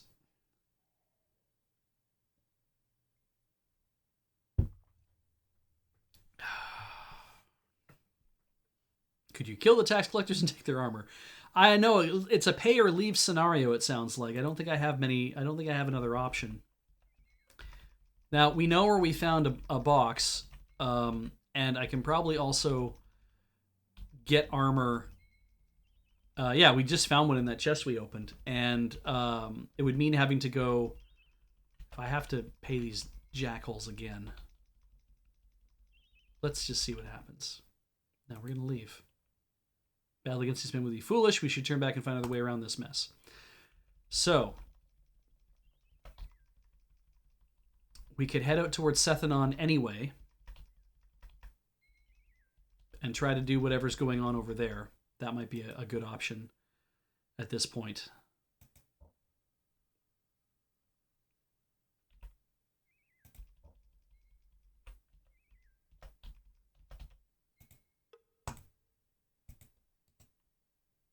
Some rations. Some picklocks, which I don't need. Definitely don't need them. It is late. It is early. The idea being, if we get to near Sethanon, there's a store here. There's Nia's Goods. I can't remember if she actually had a thing or not. If she actually sells armor or anything. The door was locked. James was about to leave when he noticed a small sign hanging from a rusty nail on the door. The sign said, "Nia's shop, closed for now." "That's a strange thing to put on a sign," said James with a puzzled look. And we have to wait till midday.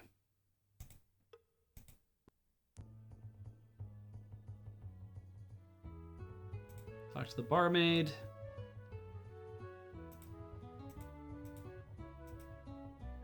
We barred. 52 sovereigns. I might as well just put my other thing back on. Went up to 40. Hooray! Talk to Nia. "Hello there, may I buy?" "I can't open up the shop. I don't care how much you have to offer, who you are. I can't go in there again." "I was offering, miss, to buy you a drink." Oh, sorry. I was thinking you were stopping in to buy something from my goods store across the road." "Since my father's death, I've had the run of these 2 places, the tavern here and the goods store across the way. You know, I've had folks in here for a week by last count, all offering money for a sword made by a hermit up north. Fool that I am, I sent the word out, but that was before things started happening in my store. I closed up things for a bit." "Closed your store? Why? What sorts of things were going on in there?" "You'll think I'm foolish." "I think I'm foolish." "Tell me and I'll listen. If I laugh once, even once, you may upend a cask of ale over my head." "You'll pay for that cask if I do." "All right, then I'll tell you. In the past few weeks, I've seen a man prowling about in my shop." "That's easy enough. Between companions and myself, we can rid you of your prowler by dinner time tomorrow." "Can you now? You run through ghosts as easy as that. Poleaxe poltergeists in your spare time." "Ghosts? This prowler of yours is a ghost?" "Told you wouldn't believe me. I'll put it to you, though. If you can find a way to put the ghost in my shop to rest, then I'll reopen my shop and give you the gallon griefmaker that I bought from that hermit. Simple as that. That offer is nearly as attractive as the woman delivering it. Thank you, fair lady." Talk to this dude. He's out of money. Nope. Quick Game Press Gang.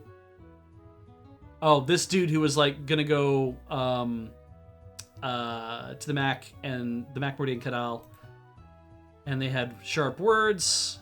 The Brock Noor. I believe we have done everything we can do here at this point.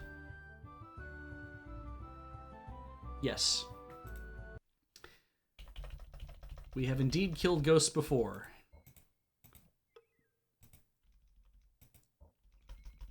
Nia, how do I do this? Hope you haven't come by the tavern for a drink. Tapped out the last of my supplies this morning. I don't know how long it'll be before the wagons come around again. Nobody wants to come anywhere near Tinia's goods, even though it's across the crossroad. We'll do what we can, good lady.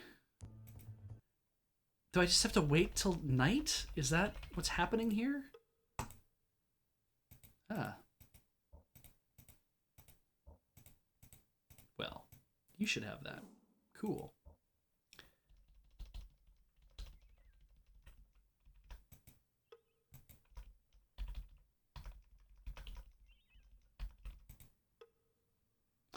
The man at the door greeted James with a strange look. What were you looking for behind my house a week or so back? James looked surprised. I have done no such thing. I mean, we did, but you weren't there. He said defensively, perhaps you mistake me for someone else. No matter, I suppose, the man grumbled, his look lacking conviction. Escorting them to the door, he shrugged his shoulder. I got some other things to do, so if you'll excuse me, and don't be wandering around on Herschel's land again here. I remember we talked to Herschel before. Got anything cool back here, Herschel? No? I don't see anything cool. Yeah, I think we have to wait until nightfall or something. Oh, would you look at that?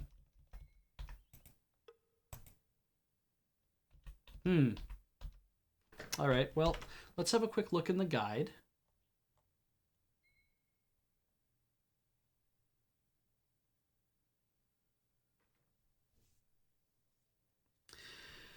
Oh, for God's sake. So, as I'm scrolling up in the guide, apparently you can go into a part of the Macmordain Cadal to the lower level, because we weren't able to do that before.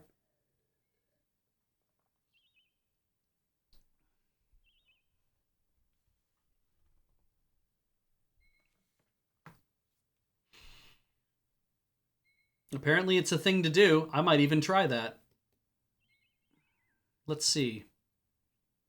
Chapter 2, extra page. All sorts of things you might want to try. Oh my God, there's extra things to do. Ugh. I mean, we're gonna do them. Don't get me wrong, we're totally gonna do them.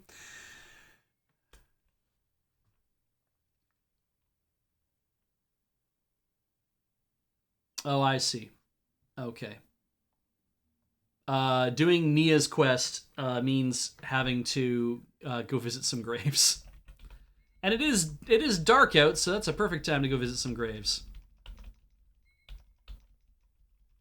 If I can see them. I can't see them.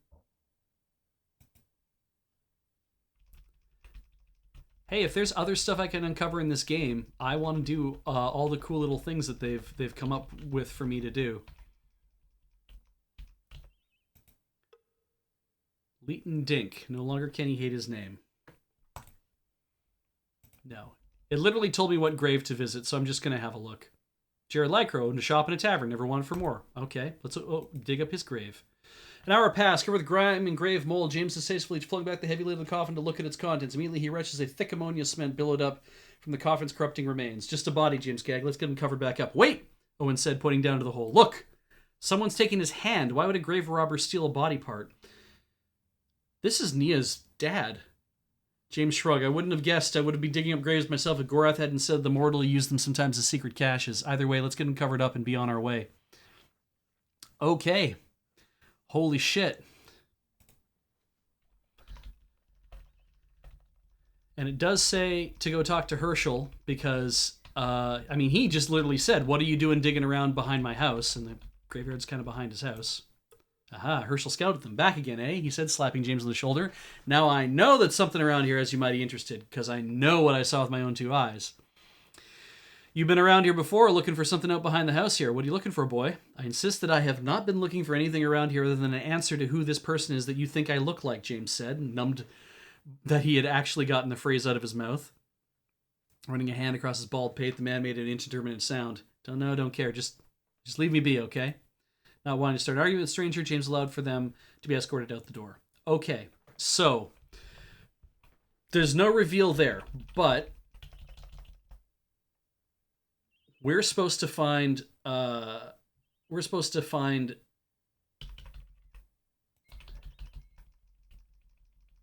we were told to go towards Sethanon for this part of the little quest, and we are practically at Sethanon. In fact, we're there.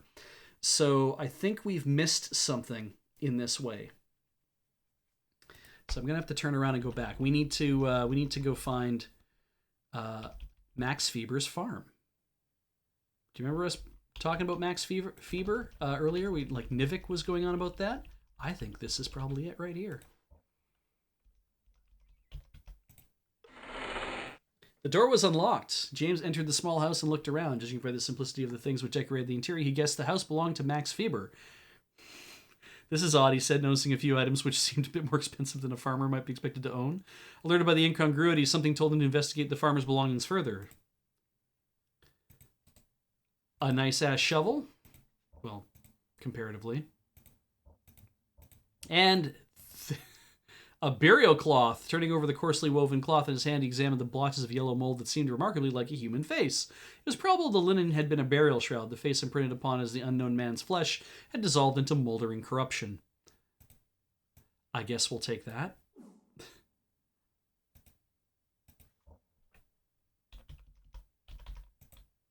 The barn door was locked. Sneaking around to the other side, James spied a flagstone boulder resting against the outside of the back wall. With Garat's help, he pushed the stone to the side, revealing some broken planks and a hole just large enough for him to slip through. Stealing into the murky darkness, he inched along blindly until his foot bumped into something hard. Crouching down with a smile, he was able to make out the shape of a wooden chest and was relieved to find it unlocked and not trapped, I guess.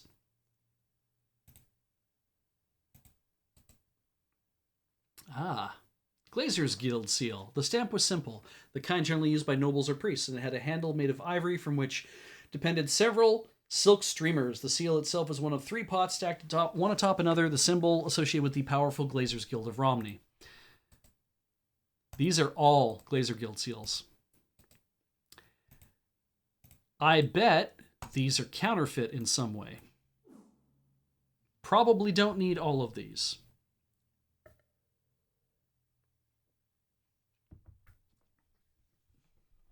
If I do need all of these, then I gotta find a way to carry them around while also having room for 6 bits of kingdom armor.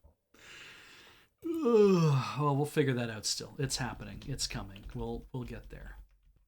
James spotted a man in a field. Bent over, he appeared to be a farmer of some stripe, though his work seemed to become more industrious as they drew closer to him. Undoubtedly, he'd seen them as well. Would you happen to know who lives in that house nearby? I should. I lived half my life in it. Name's Max Feber.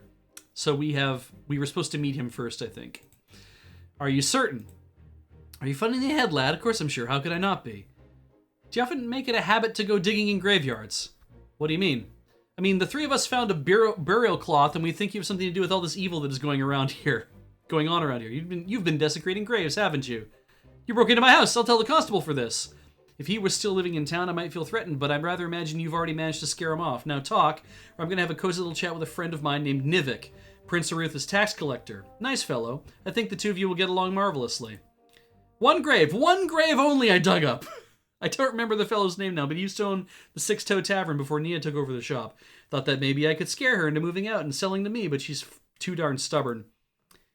What did you do with the corpse? Yeah, this is that lowborn guy the accountant was going on about.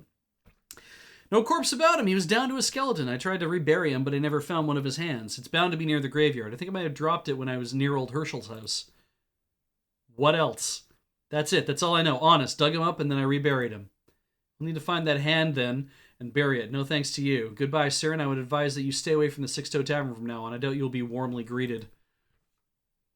You dig up one grave, and all of a sudden...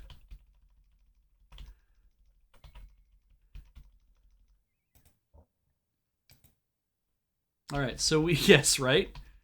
You dug up one grave and you got into this much trouble? Dude, we've dug up like dozens. We fought ghosts. Alright, go back to Herschel then. Let's see. Talk to him. Back again. Don't know, leave me be. Alright. Same thing as before. There was a chest around here before, I thought. Yeah, but it's not going to be that much of an open thing.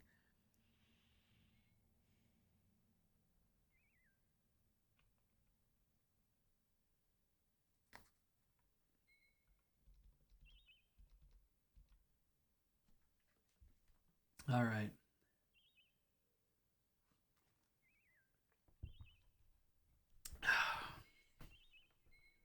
So the walkthrough says go to Malik's Cross. And I'm like, sure.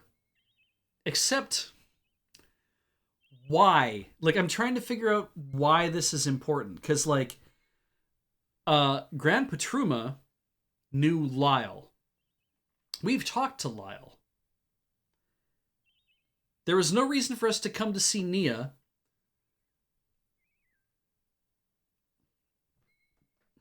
It's so weird. All right. Well, it says to go back to Malak's Cross, so I'm going to go back to Malak's Cross.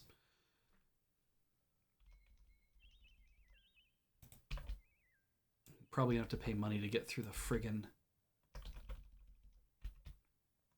thing again, aren't we?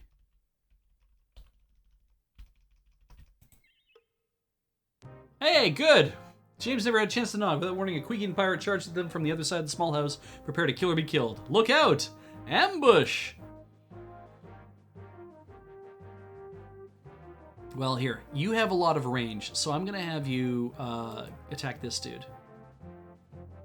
I forgot. You might have a lot of range, but... Alright, let's have a look at Nightfingers real fast. Final Rest affects Black Slayers and Nighthawks. That's great. Steelfire. Nightfingers is not something apparently I can cast while I'm above ground. Is that it? I guess not. All right, well. Or it's for something else. Gorath cannot close in. I can walk him over to here, though. We'll have James attack the dude who can't see in an effort to try to give him more practice hitting things. We're going to have that guy do that. We're going to have Gorath attack this guy.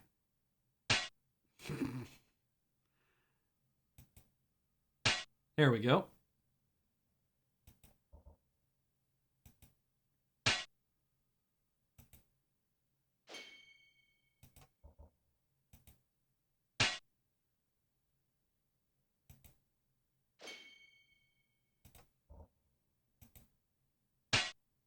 Whoa.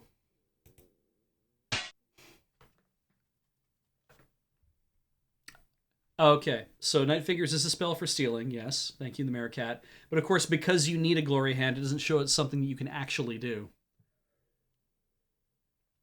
Until you get a Glory Hand. Okay, it would not show up at that point. And they just fell into a little pile, which makes it very hard for me to... Oh, that's not Kingdom Armor. Dun, dun, dun. Oh, Armorcraft. Great. Well, that was fine. At least that's still on. You have no room for anything. Because, fuck me. Oh, woof. We started with a 15 emerald. We played 4 and won a 100 emerald. Oh my god. Well, we're working on James's weapon craft then, I guess. And to do that, we're going to give that away, and we're going to put that over here. We're going to take this, polish that. We're going to take this, polish that. We're going to take that, throw it away. Normal ass rations.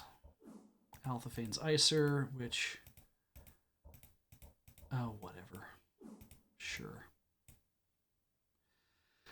As Gorath slid the tip of the magical artifact down the length of the sword, a glittering blue frost formed on the blade. Assuming his victim wasn't using some form of Serig's Bane on his armor, the enchantment would make any wound done with the sword incredibly painful.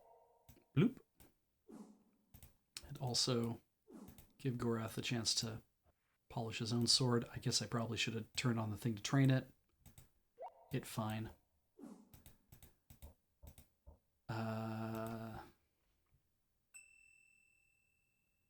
Good. Oh, God. I just need some standard Kingdom armor, dude. Like... Yeah, polish that, put it back. Put it back.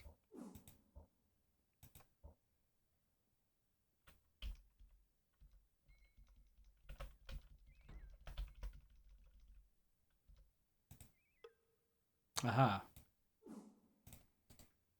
That's a medium crossbow.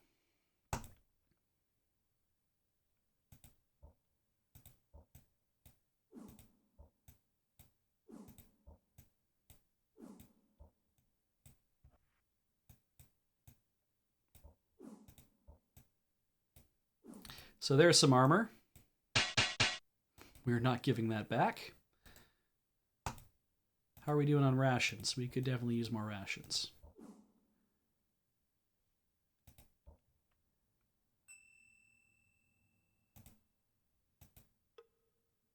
Nope, not that one. There we go. Another. We are very much out of space, but that's fine.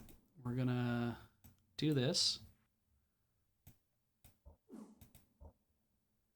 Take that. We're gonna drag that over to. Nope, Gorath needs to get rid of something. He needs to get rid of a lot. Let's see. Put that on him. We're gonna throw that out. I'm gonna give the rope. That makes room for one more, which means we can drag that onto him. We can take this from here, put it on Owen, and then Owen can repair it. That's good. I should be using my concentrate. No one has lived in that house for some time. And are we still moving east? We're moving south at least.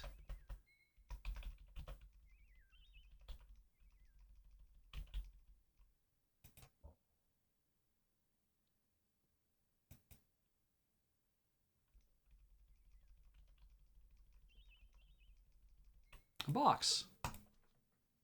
Has nothing in it. Now, I guess I could utilize this box as a place to hold some of this stuff.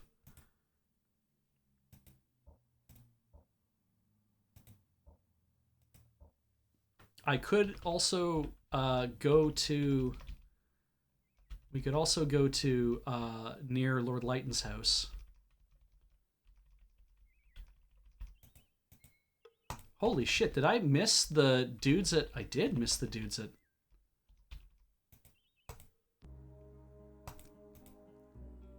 Yeah, there's the knocker box.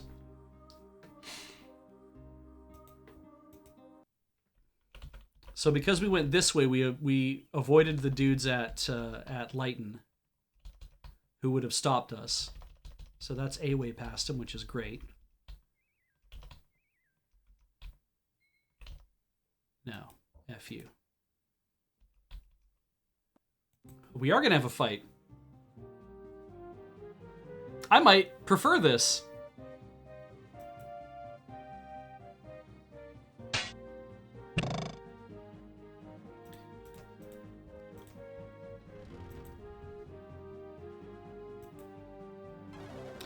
I know there's armor in the box, but I have no way of carrying it is the trouble.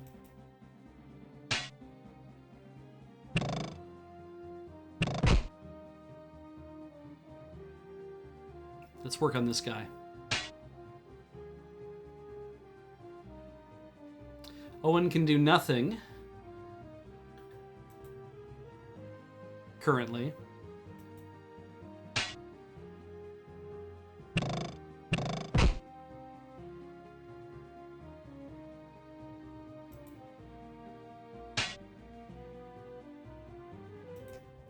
Except blind this dude.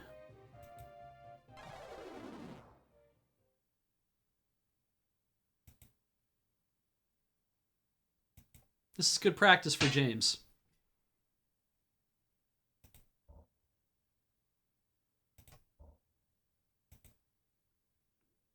Hitting blind guys.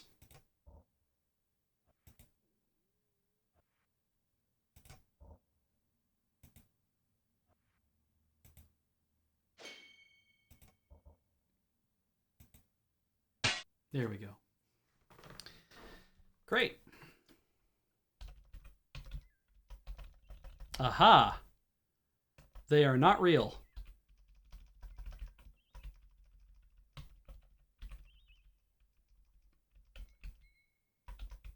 There's Lord Lighton's house. Now, will he take these two off my hands? God. Prick. All right, so what we're going to do is...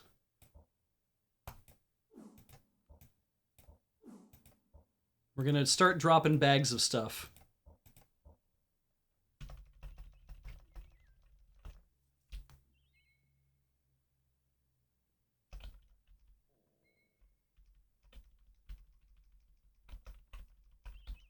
this? Ah. This is Max Fevers. I was like, shouldn't there be a house here? There's all the dudes that we killed.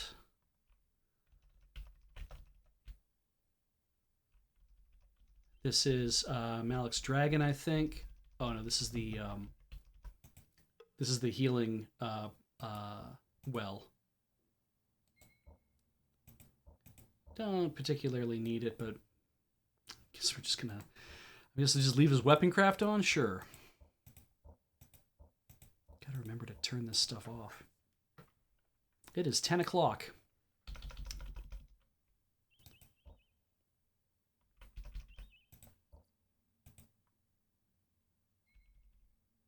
No, we'll leave.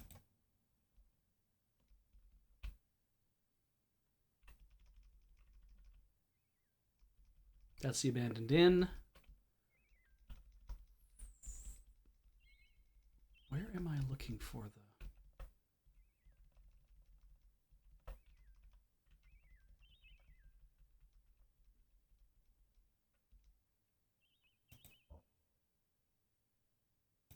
Oh, okay, we still need to go south. Yeah, we really came out the other side on this one, like... Go to the knocker chest.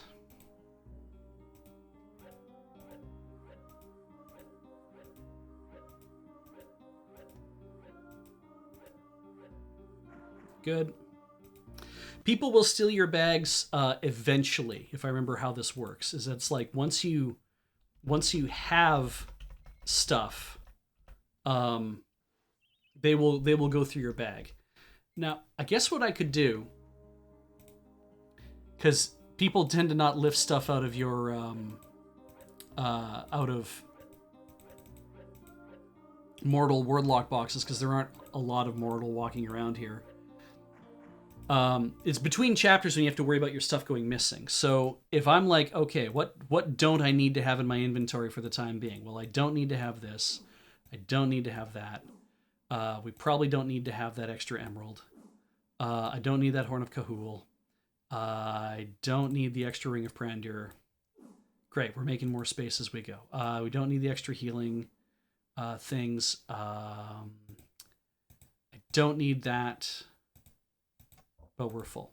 So I put some stuff in here. It's fine for now. We're going to get to Malik's Cross and sell that. So how much space did we make? A little bit more. You know what I might just do is give all these to...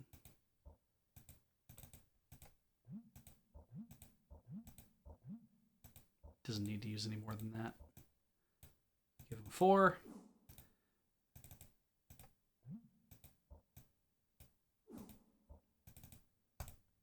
Great. Everyone got nicely healed from that. We made a tiny bit more room. Still need to make more room over here. We got to dump that book, I think. Maybe I'll sell it. That was the Temple of Limbs Kragma, so we're going to go to Malik's Cross, which is not that far away.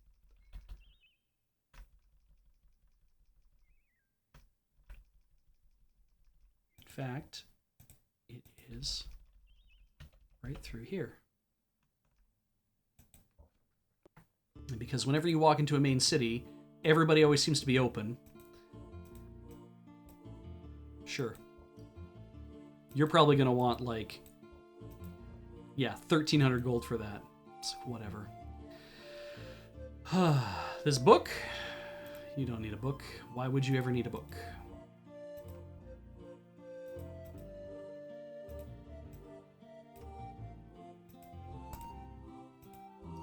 Great.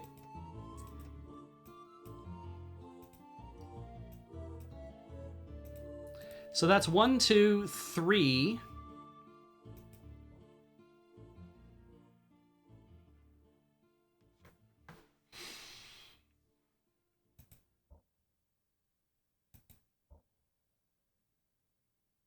4, 5. mean, the running back and forth sucks a lot, but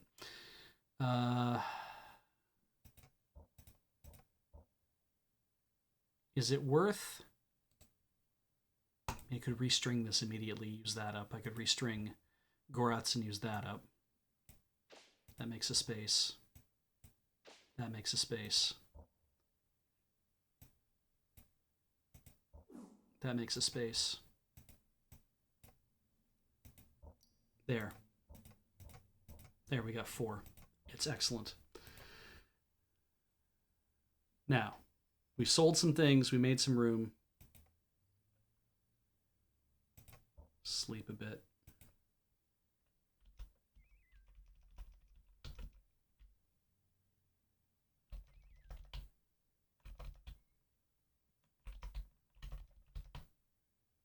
That was the Temple of Skragma.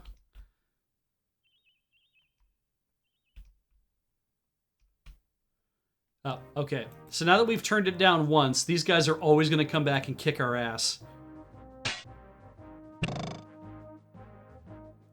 Which I'm pretty much fine with. It is like playing chess a bit.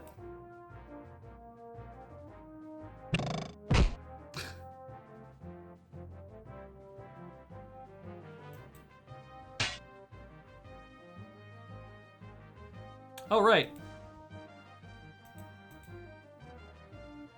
Powder that guy. Gorath, whatever.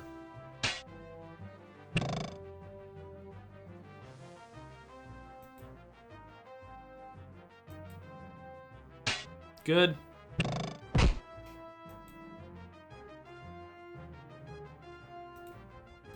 Take care of the guy who keeps hitting his friend.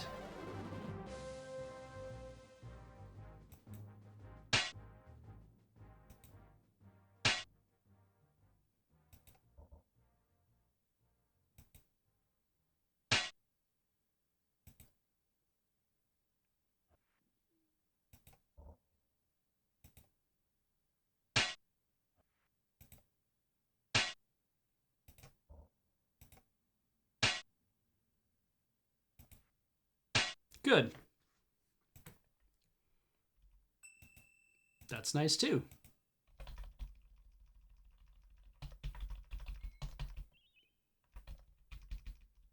So now the question is going to be, there's my bag, so that's good. Nope, walk away long enough. Wait a few nights. Everything goes away. All right.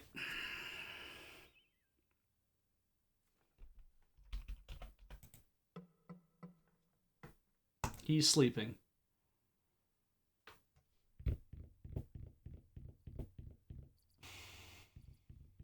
It's fine. We can go back and buy another couple, and I don't really mind that so much. It's 10 o'clock. So the best thing to do is I have to find a chest to put these things in. There's no room in the knocker chest. I'm going to, we're going to take a break. We'll come back. We'll figure out what it is we have to do from here. Largely, I feel like the answer, I'm going to have to make more room. We got to get rid of 8 things.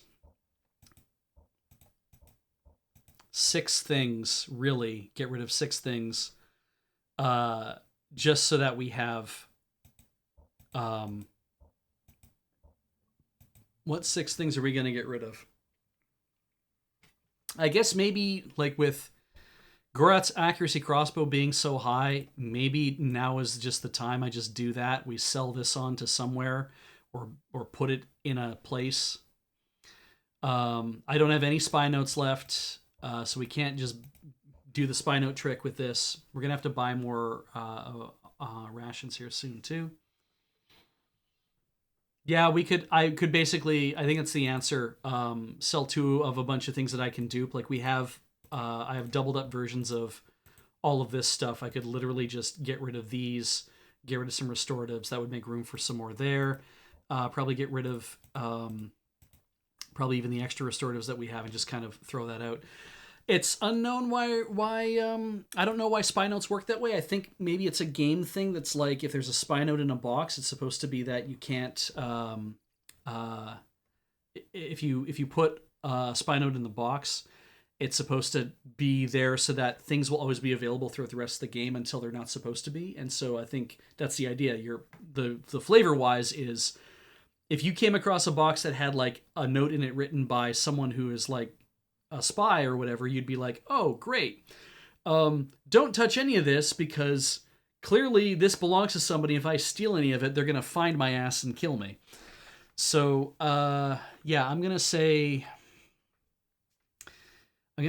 probably the thing to do here is we're going to have to find a chest nearby to put all these things in, and we'll figure that out.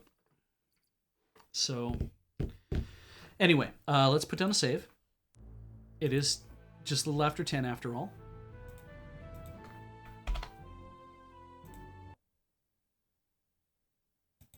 I'll just leave it on the music because that's fun. So we have a save. I'll be back in a few minutes. Please enjoy these commercials.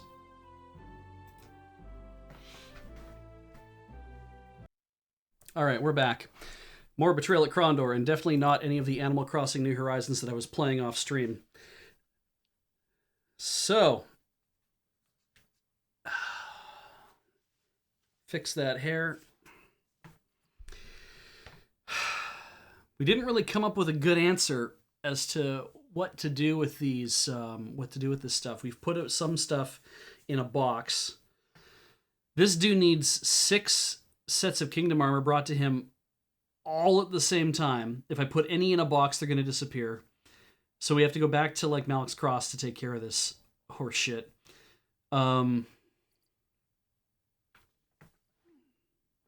Is there... I'm going to have a look to see if the Lighten quest has anything in it that's like... let's see here.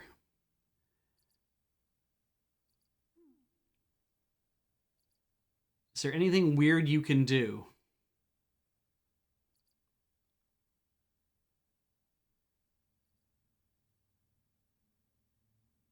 There is nothing here you can do other than just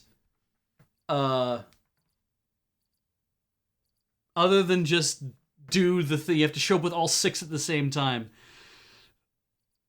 God. All right. That's fine.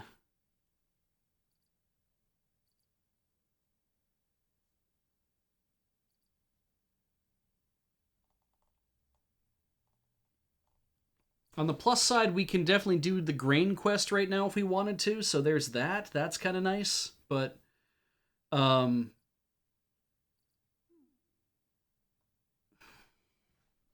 anyway.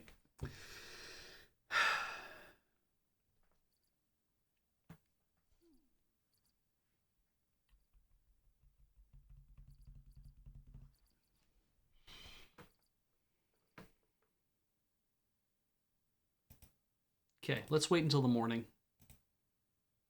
He's gonna give me shit anyway. Yeah. Are there any word lock chests near here I can store these things in? He asked.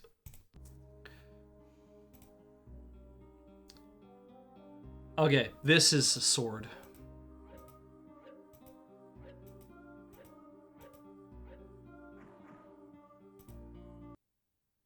Oh, well.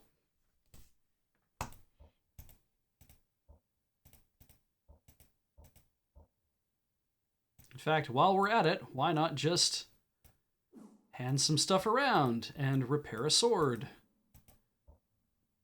Which you can't really do because the whetstone is... Let's put that over there. Give that to Gorath. We'll give that to... And then we'll...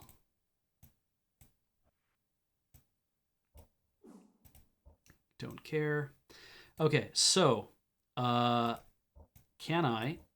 Yes, I can.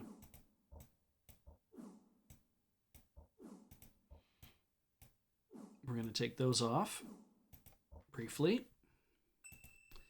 So the sword chest is armored. An untiring servant it is, carrying loads across muddy earth. I think this is wheel. It is not. Wait, was this the river one?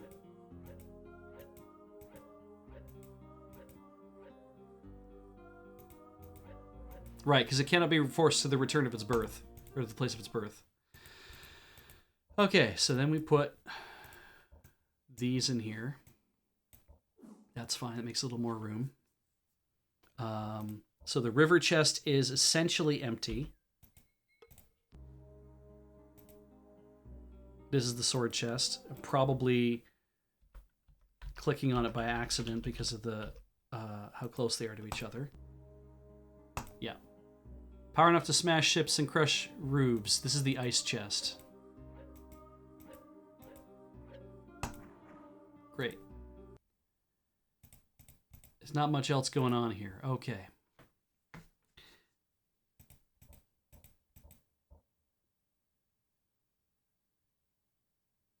Now, I should be able to store any of my other things in here, though, at this point.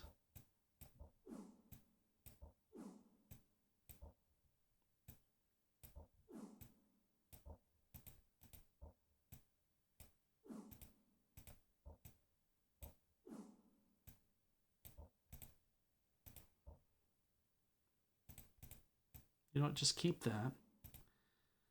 Put the books in there instead. 24, 24. I have room for 1, 2, 3, 4. You know what? No, let's give him that. 1, 2, 3, 4, 5, 6. Okay, we've got all the space we need now.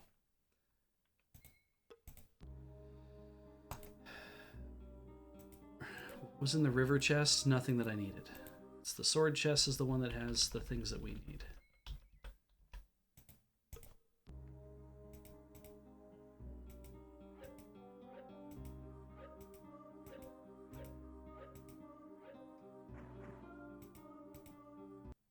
That's 5.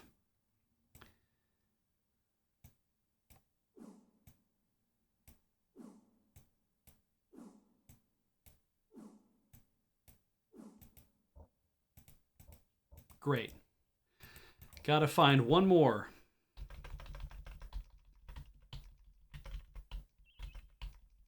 Is there somebody I can beat up? Oh. I am Mabuk, Master of Locks. It is a book. Excuse me, sirs. I will tell you only a few moments. Can you show me the way to Lighton? I'm told there is someone there who requires my services to pick a Weber lock. The letter I received from there sounded most urgent. Impossible. A Weber lock cannot be picked. Perhaps not by you, but by one skilled in the arts of subtlety. He may know how to penetrate even the most difficult of locks. It's a matter of patience. I don't care how patient you are, a Weber lock cannot be picked. You're making idle boasts. And what would a book gain in telling strangers a fact that was not true, eh? I merely say these things so I may advertise my services. And you might make use of them one day. I state simple fact. There's no lock in this kingdom of yours that a book cannot pick. None. Is that so? Perhaps you'd like to teach us how to pick Weber locks. It would take more time than I think you would care to spend. I spent 5 years at the foot of my master Califad in the shadow of Mount Ashunta, learning the art, but I could perhaps improve whatever skill you may already possess. A small fee of 70 gold sovereigns should pay for my time. 70 gold pieces for a lesson in lockpicking? That's nothing short of robbery. You're wise. I should not cheat myself in this fashion. 80 sovereigns, but I cannot raise my price any higher, despite the great deference you show to my person. Is the arrangement to be sealed? I want to... yes, I do want to do that. But yes, and there are many things I enjoy in life, but wasting hard-earned money is not one of them. Any man that claims to be able to pick a Weber lock is undoubtedly a fraud. Perhaps you're right. I should consider these things while I unlock one enlighten.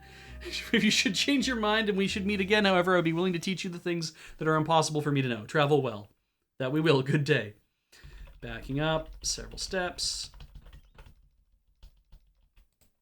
Let us turn on our lockpick learning.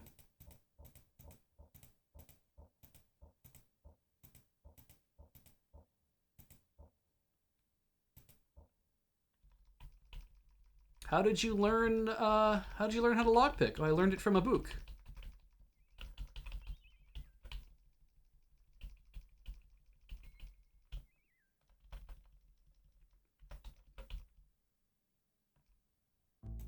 I am Mabuk, Master of Locks. Yeah, dear friends, come. A book will teach you how to pick locks. I believe we fixed my price at 80 sovereigns on my last meeting. Shall I give you a lesson now? Yes. Alright, Keshin, 80 sovereigns, but I'm warning you, I doubt there's anything you can teach me. You must open yourself to new things. This is the first learning. Without this opening, you will not be complete. Opening yourself is like opening a lock. If you cannot open, then the lock may not open. You should understand that there is no difference between yourself and the lock that you pick. All these things I will demonstrate with a test lock that I carry with me. Now I want you to observe. Keshian double talk. Wait a minute, how did you do that? I couldn't see. Do that again. That is it. You've received your first lesson, Dark Eyes. That was too fast. I couldn't catch what you were doing. In time, you shall realize what was done. In your mind, the events will unlock, and thus your hands will unlock as well. I must go now. Goodbye. Wait.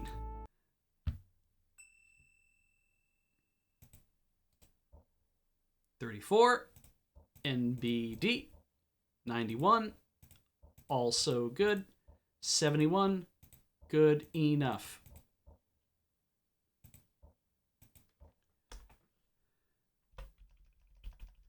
All right. Can I fight anyone for their armor? There's a...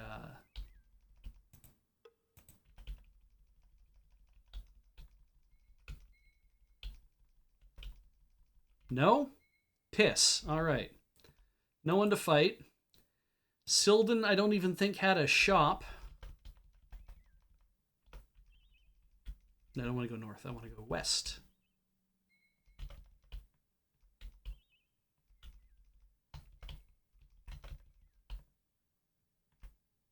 No, we're not doing that. We're just going to have to fight you guys.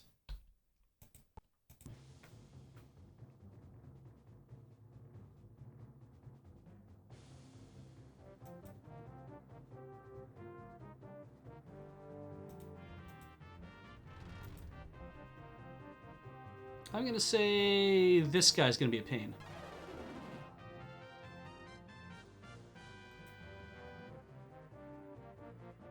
I was wrong. This guy's a pain.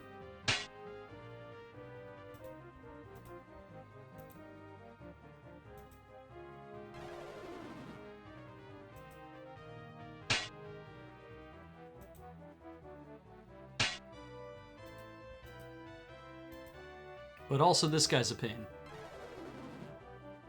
Oh yeah, we'll need to get some rations here pretty quick.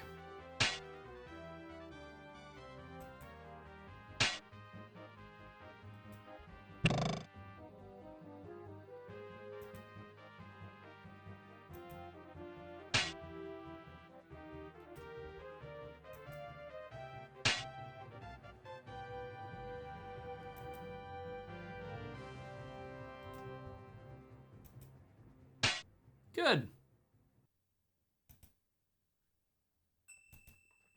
And our abilities have gone up. That's nice. Which ones? Strength? Accuracy, melee. Good.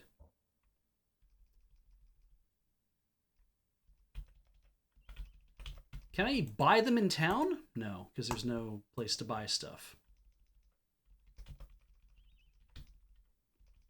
I feel like I'm going to have to just walk all the way to Malik's Cross. Again. How are we doing on health and stuff? Sure. Healed up. No. No. Apparently, when you beat up the tax collectors, they do not return within the next 34 hours.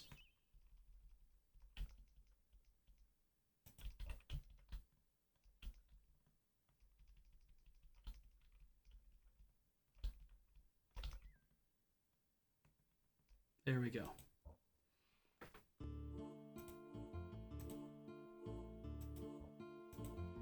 Who's got room? Gorath does.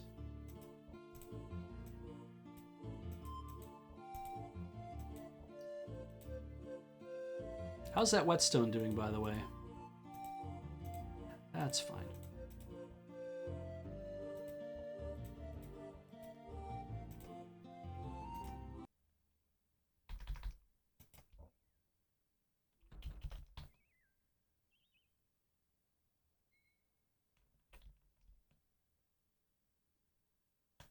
No, we're not going to make it.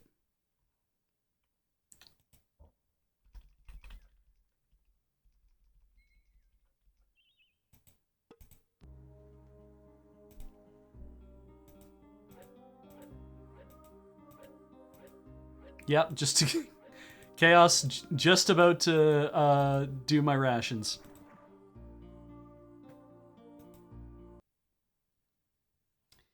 So I need room in here because I'm pretty sure. Yeah. So we're gonna drag. I'll drag that emerald out. Why not?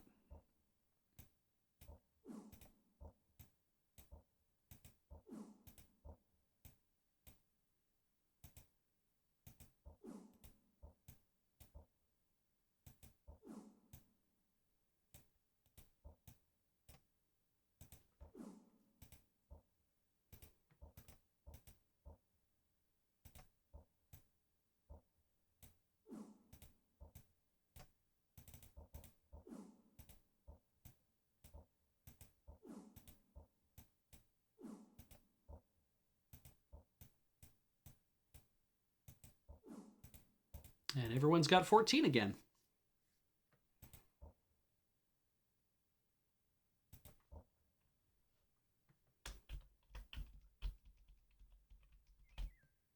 They say to avoid the main roads as much as possible. What if we can sneak by them over here?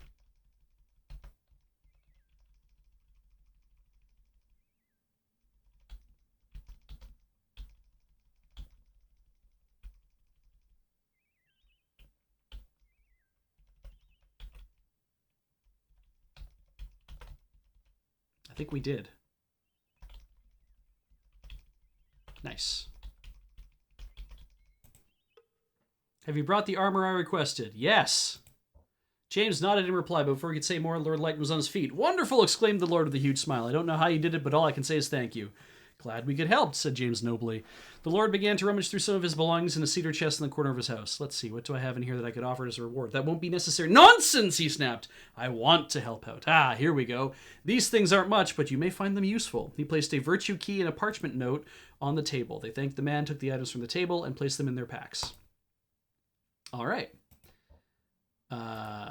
Virtue key from whatever. Parchment note. Of the fairy chests we have cataloged so far, Lord Lighton, we have found the following words can be used to open certain chests in your region. River, sword, and ice.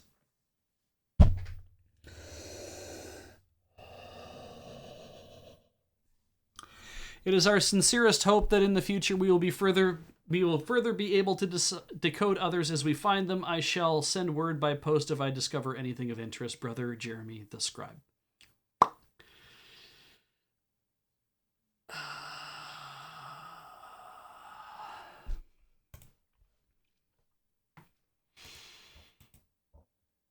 It's time to go get our shit from the river, the sword, and the ice chests, which are right over here, which I've already discovered and put a bunch of stuff in. Great!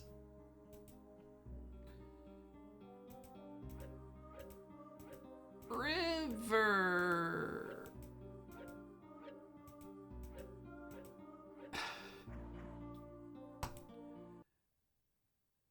Didn't need any of those. Not taking any of that shit. On the plus side, I guess, we don't have to fight those dudes anymore because I think with that, it gets rid of the tax collectors altogether. There's nothing in the sword chest. Anything in the ice chest? I forget.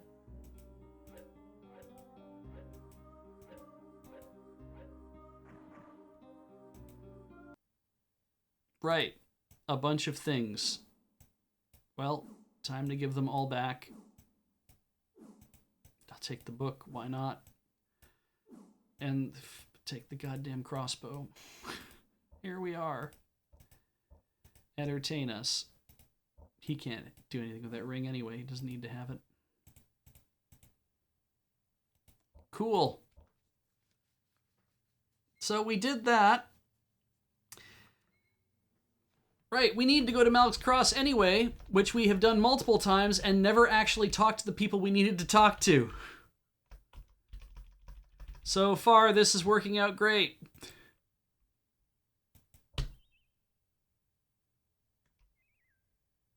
Nothing I need to do in Lighton, I don't think, right? No? Not at the moment.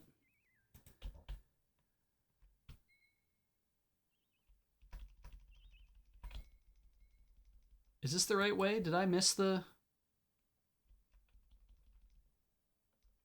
We need to go down like this.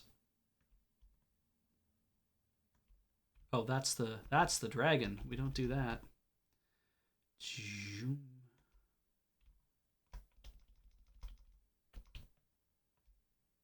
Yes, I know we need rest.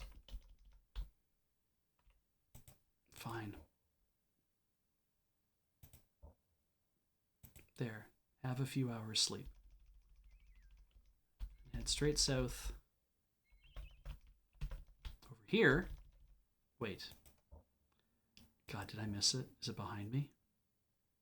It is, I think, just behind me. Yeah. Go to the inn. There's Ivan. What have you got to tell me? It says to come here and talk to Ivan, which I've done. So something must have been triggered already. Talk to Grandpa Truma. She's eating. I'm eating, aren't I? Patruma said, stuffing bread into her toothless mouth. I'm not so healthy I can go on having people interrupt me dinners. Please give me leave to chew in peace. Talk to Ivan again. Nothing is happening here.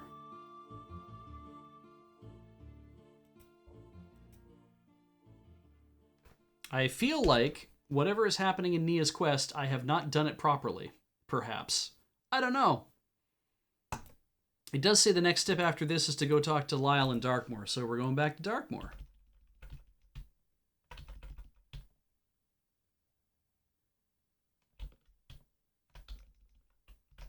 He's over here. Let's get him before he falls asleep. Krander's teeth! Hello, Senor James. What brings you back here? We came back to check on where you sold the skeletal hand that you found near Sethanon. You say you sold it to someone named Glover in Lighton? That I did. Just want to check again before I went and made a fool of myself. Thanks again, Lyle. That's it? That's the whole reason why we had to come back here? What? Maybe we didn't have to come back here? Shit, I don't know. You know what? No, we're doing it this way. Ah! Did I just clip through the... Just clip through the thing, I guess. Neat.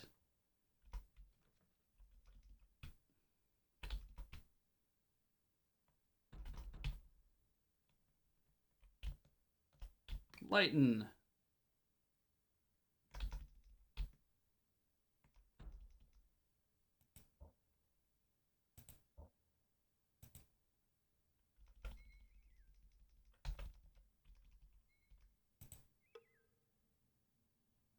All right, there was a trap here.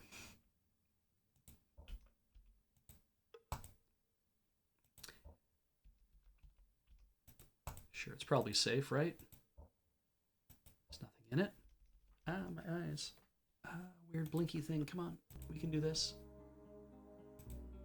We love it more than life itself. We fear it more than death. Yeah, that's nothing.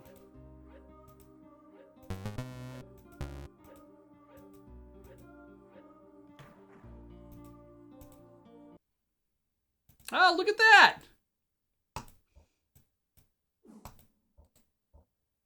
Isn't that great news?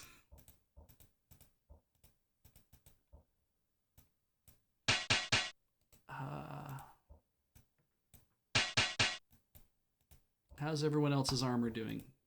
Having trouble? Great.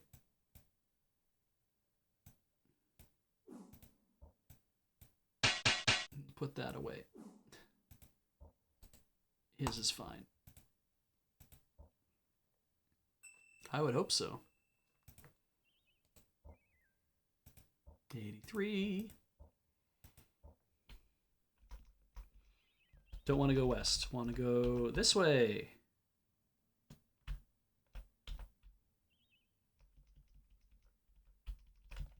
There's that funky well.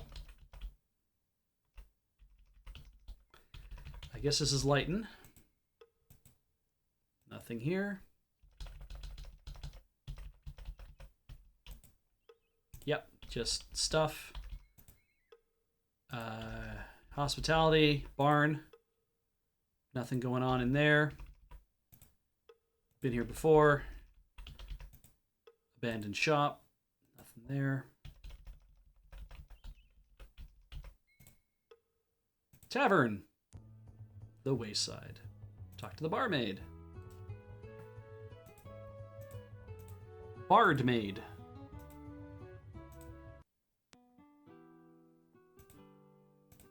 $110 sovereigns. Nice.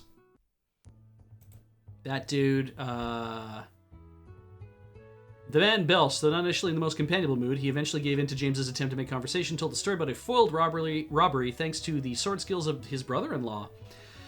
Sounds like it's lucky you had him along, James said.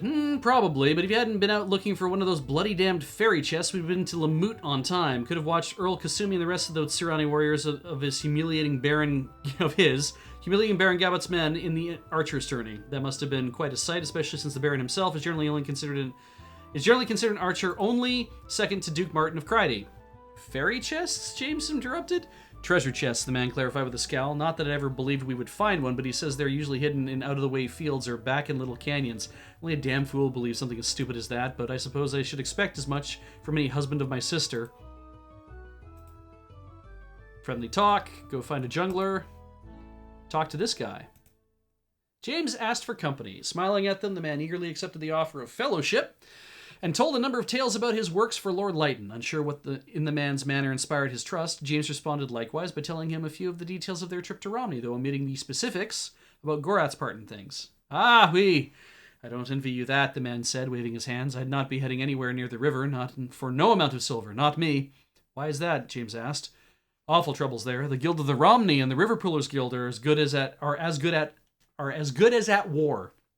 If you ask me, some bloke down Silden Way is trying to stir things up. I've heard he's even got a few sneaks what are posing as members of other guilds, even carrying forged guild seals. Saw a group of them with Max Fever, that greedy bastard out west of here. When the man excused himself to go answer nature's call, James pondered for a moment the things he had learned. While it seemed wildly improbable that the events that were going on around them were somehow connected, he had seen the plots of Merman Damas previous to the last uprising, and those circumstances had left him jaded.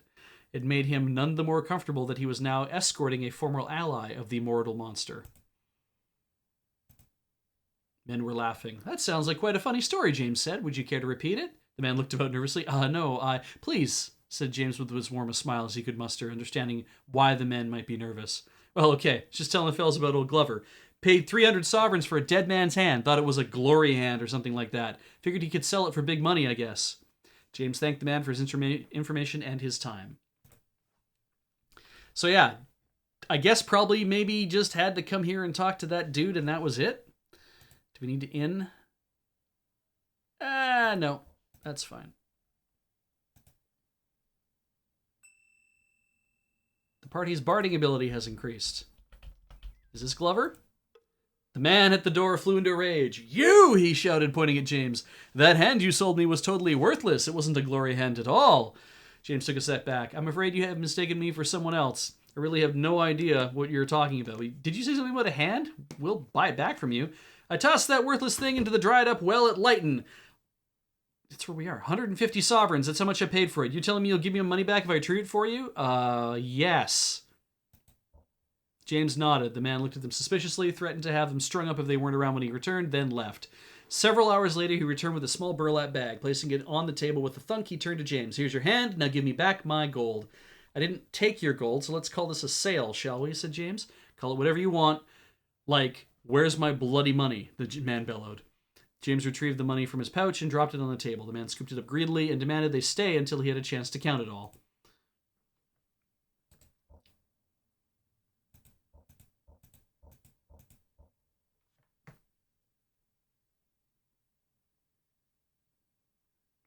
So Arclight, specifically what's happening here, because you're asking, does James look like everyone else around here? Is the joke he did this all in a previous, more thiefy life. No, he looks like Lyle. And Lyle doesn't know why the Upright Man called for him to come to Krondor, but probably because the two kids are brothers, James and Lyle, because James is apparently born to, he was born to the Upright Man, but he has no idea at least at this point in the story, he has no idea. So Lau's probably, or rather, the Upright Man's probably had a few kids, and when he hears of them, I'm sure he's trying to get them collected together. But whatever James has been doing in the story, the larger story of what's been going on in Midkemia, James got out of being a thief, and I don't think there's like a specific I don't think there's like a specific thing where he's like he's going to be like beholden to the Upright Man forever or anything along that line, but yeah. He's kind of gotten free of doing that, and I think the Upright Man's actually pleased with it, that he's like, oh, you made something good of yourself. That's great. Hi there, sea bats. This is basically James's life story. We're just, hearing about it now. What's in the box? Nothing's in the box. Stupid! You're so stupid! I gotta watch that again. I wonder if it's on any of the streaming services. Hello, Herschel. Nope, same thing again. I know I saw you do this.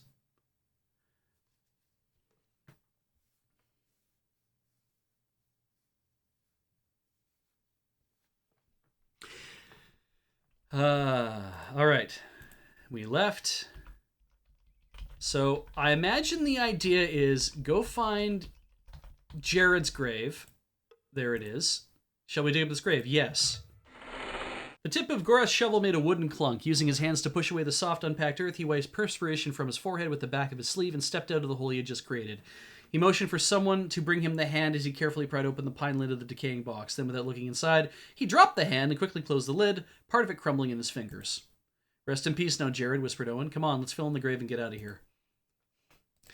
I did not look to see if we had a skeletal hand in our inventory, but I'm pretty sure we did. I'm pretty sure we also had a burial shroud, and now that's gone too, so that's nice.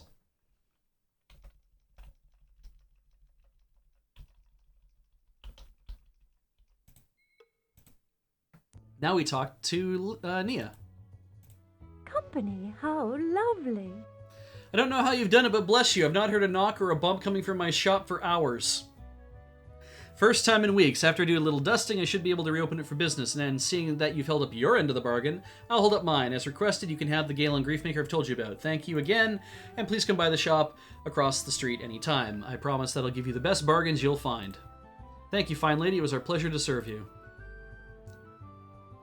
Anything else? Company, how lovely. Aha! Something told me that I would see the three of you again, so how about a fresh meal? Would that do? We don't really have time to sit down and eat. Do you have standard rations? Only the best this side of Krondor. And buy food from her. There is the Galen Griefmaker. Holding up the double-edged basket-hilted sword for inspection, James favored it with a nod. The numerous sharp teeth that bristled along the edge of the weapon guaranteed a deep cut if the blade was swung properly. 29, 42, 15, and 5. Racial mod elf. 29, 42, 15, and 5. 29, 42, 15, and 5. Yeah. So, greater accuracy, 29, 42. Not doing as much base damage, plus we've also blessed this by now. So, largely speaking, not really that necessary for what we're doing. Nice, right, you could swap with Gorath. Excellent. You're not good yet, but you're gonna get there.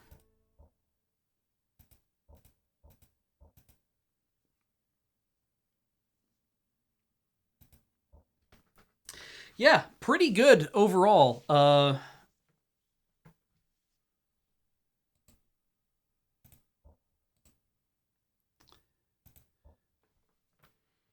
29, 42, 15, and 5. We don't ever really use the swing, so that's a 7-point base damage difference, and it is a higher accuracy difference, which we could get it blessed. It would probably also help, because this is an elf sword. This is also an elf sword. Having the slight increase in accuracy might be worthwhile because of the nature of uh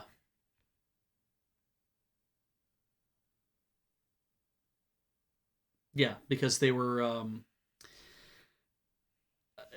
it could be worth it, but frankly the great swords have, like more strength. But I mean, yeah, you don't get damage if you miss, but if I'm gonna get damage, I'd rather like actually increase my abilities to the point where I'm gonna be hitting more often. I don't really want to dump my greatsword just yet either. This will have to probably just go in a box with, look at that, a spy note. In fact, we might even go back to the River Sword Ice and just dump that thing in there.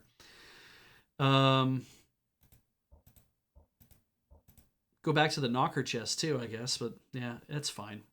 So we've done Nia's thing.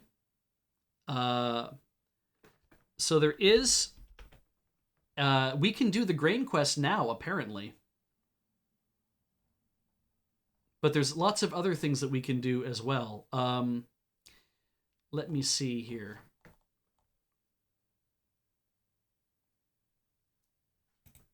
Just gonna have a quick look.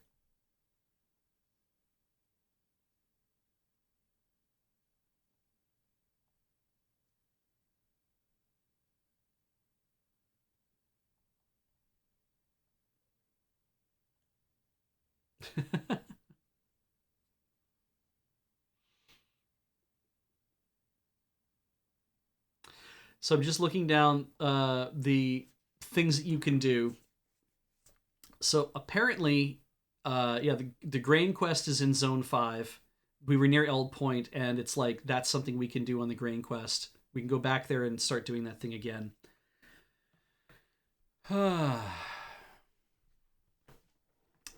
We could go to back through Zone 1, which is in Lamut. We can go back to there and go back into the Macmordain Cadal. There's also something that we can be doing in that sector as well. There's more things there's more people to fight, which I don't give a shit about, really. I don't care about getting more fights out of this. I just kind of want to, if I can do some of these little side quests, they sound kind of fun.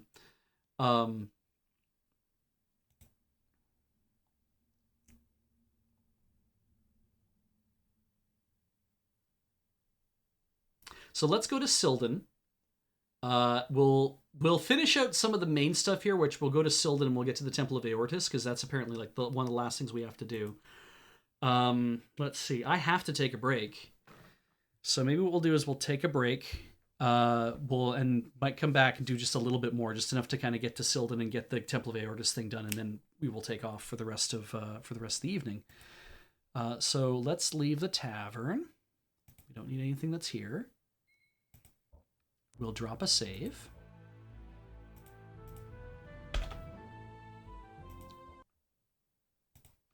And we'll have a quick break.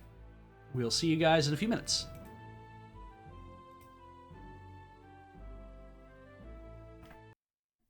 Welcome back, everybody.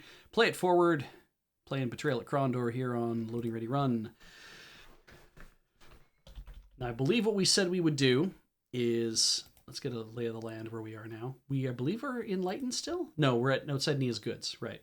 We're going to just haul it to Silden at this point. At this point, I don't think we need to do anything else special. We just need to go.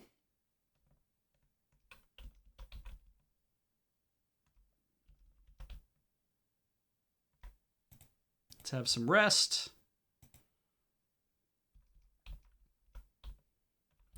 There's Lighton. We're going to run into a book. Oh, we didn't. Maybe because we did the thing we need to do? Who knows? Anything back here? Nothing back here. These things. We've seen these three before. I got to figure out what we might do with that Galen Griefmaker. Ah! The men charged them. When drawing strange packs from their tunics, they pelted Gorath and Owen with globs of material that smelled terribly. Confused at first, Gorath examined the material, then realized what was happening. It's a Queegian battle tactic, James said. They're throwing disease-infected mulch. We've got to take them down. Going to you.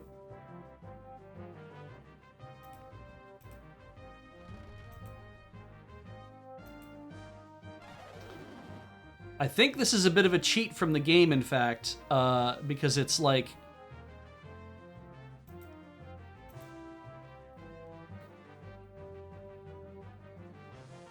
Try again. Who did I zot? I think I zotted that guy.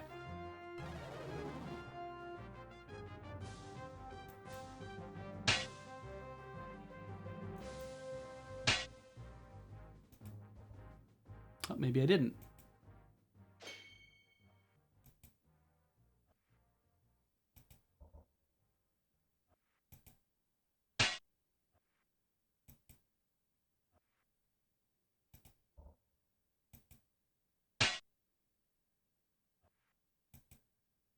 There we go.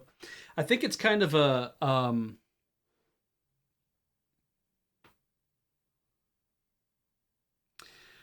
I think it's kind of a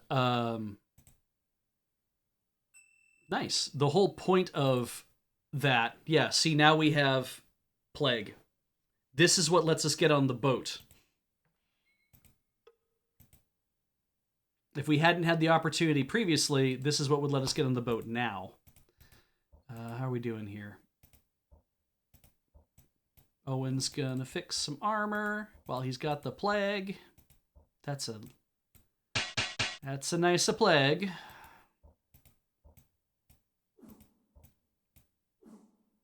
And what else are we gonna do here? Slide that back to him. That's 13. That's 12. Wait, did I did turn that on. Good, okay. Polish his sword as well. Give that to Gorath.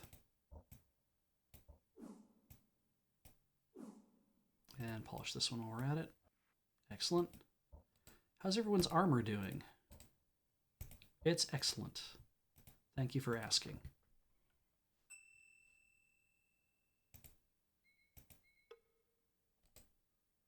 Okay, now this guy.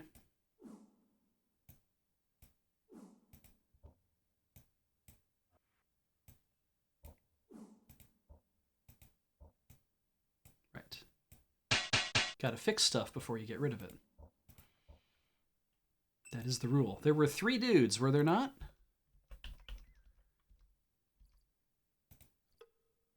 There's the 3rd.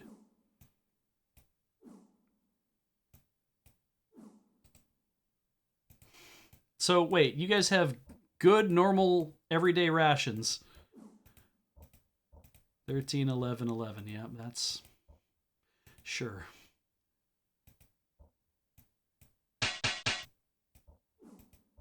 Did I take your sword? He took your sword.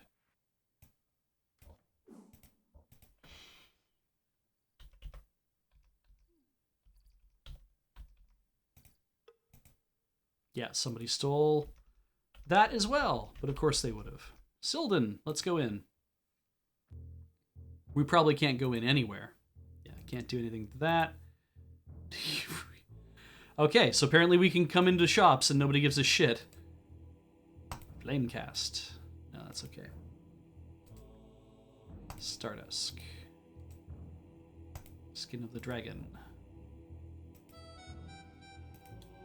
don't think we need to get rid of anything at the moment. I mean, we could probably sell some of our restoratives, actually. That's fine.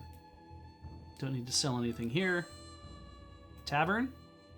Are you just going to tell me not to do it? Barmaid. I'm surprised that they're literally like... It's like, oh, it's fine.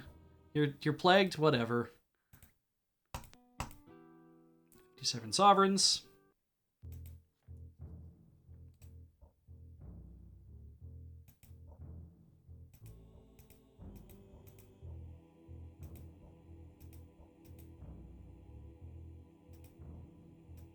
Can we talk to...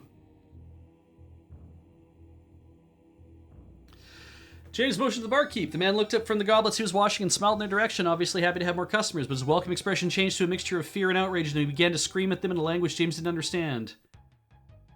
Ruthi Adibi Abbas, the contagion, the contagion. Please, my companions and I are ill in need of help. Where might we find someone who knows how to heal us? None may heal you. The dancer through men's hearts has marked you for her dance, and none may save you. Go now, please, before you infect me. If a goddess has marked us, then only goddess may be able to save us. What temples may be close by? Who's the local patron goddess?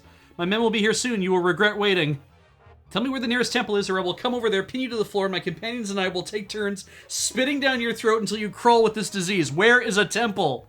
The Mist Devil is anchored in harbor, and it sometimes will take passengers to the Temple of Aortus on Temple Isle. The man on board will ask for 10 gold pieces. I hope the boat crashes and takes the three of you to your deaths. Now be gone. And none too soon. Expect another visit from us, barkeep. Oh, we were such good friends before.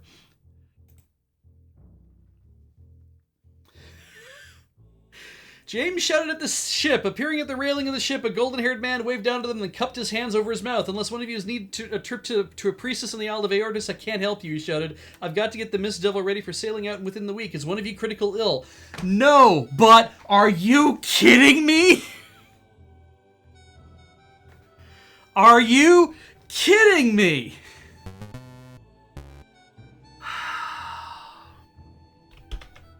All right, time to read up on how this works.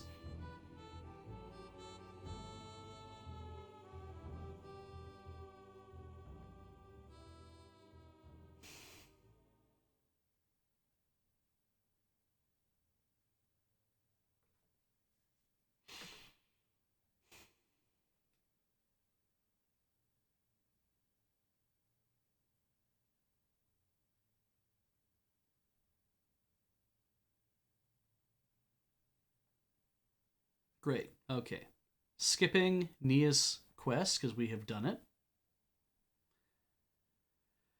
Meet a book. Go to Silden first. On the way to Silden, you may spot 3 chests. We found alcohol, thorn, and delicon, I think. Wait, we never found thorn, I don't think. Did we? I can't remember.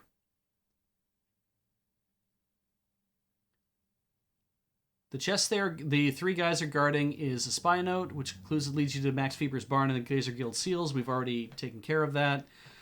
If you spend the night at the Anchorhead Tavern, you probably get robbed. If you're inflicted with the plague, Joftes will be mad. He'll tell you about the Mist Devil.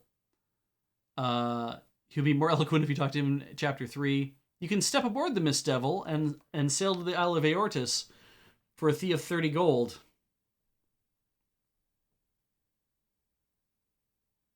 After this, you'll not be able to go back to the Temple of Aortus until you killed all the Rusalki. Then you will be able to return here anytime, and Bela will cure you of any conditions free of charge. This includes the recovery of any lost health and stamina.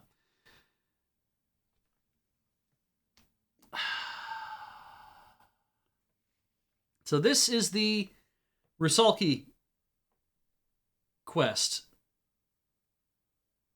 Yeah, we're missing one. We have to have missed one. Or something.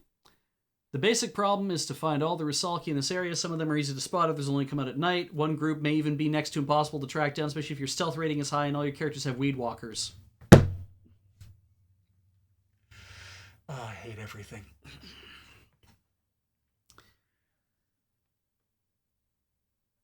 So I'm going to have to leave town. You can cure yourself of the plague. You're just using healing to do it. But that's why we couldn't find all of them. We were too good. Our weed walkers have made it too hard for us to be caught.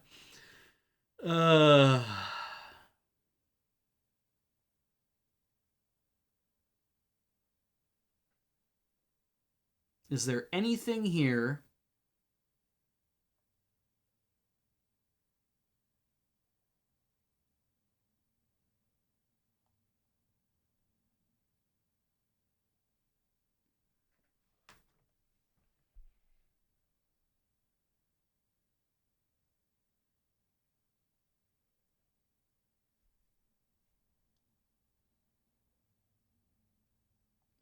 Right, okay. So in order to do this, we're leaving. We're going to heal ourselves.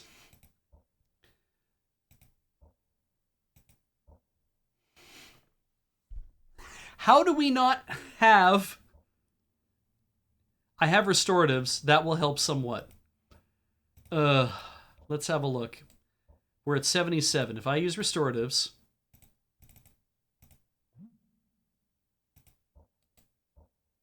that takes us down 5%. Where are my healing packs? Did I just throw them all out? I thought one person kept them.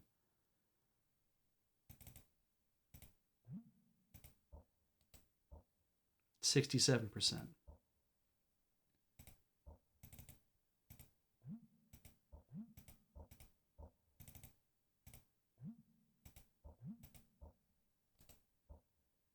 Cool. I swear I had some healing packs on me for a bit. We probably dropped them at River, etc. Ice. Yeah, we're, again, gonna suffer some more. But...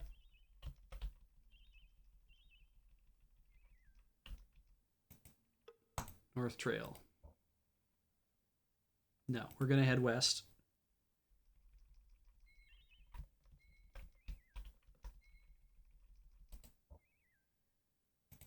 Still plagued.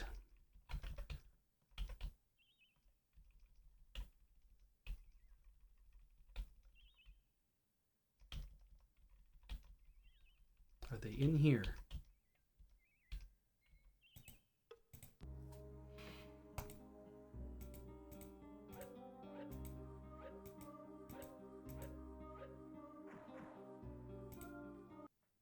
They're not in there.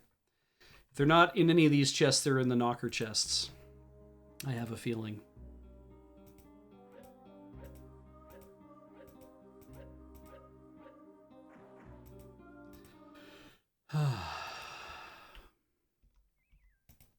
This just has swords in it, doesn't it?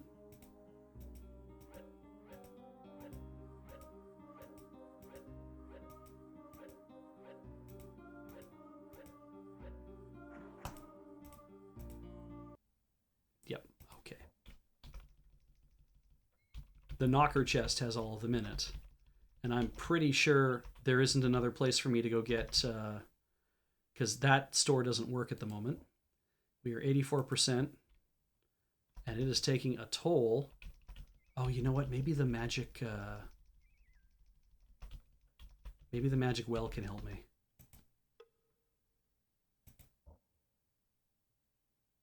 The healing water was obviously starting to have some effect. Floor leaning closer. Feels pretty good, don't it? You'll be right as rain in no time. Thanks for your patronage, boys.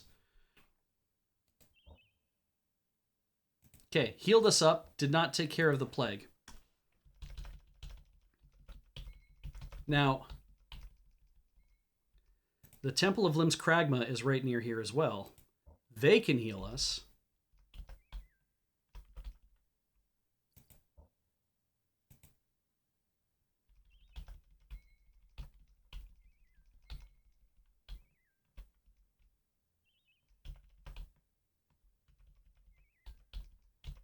But I'm pretty sure I have what I need in here.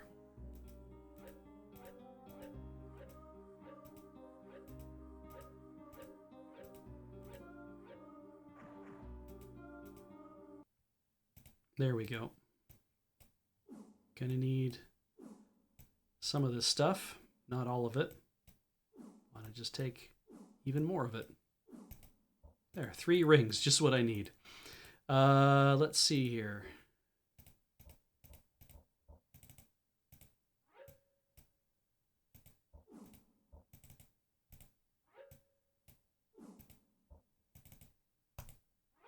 Cool. We are now healing, but also plagued, but that's fine, because I think if we sleep for a day, we don't lose any more health, and the plague, we're just burning rations at that point.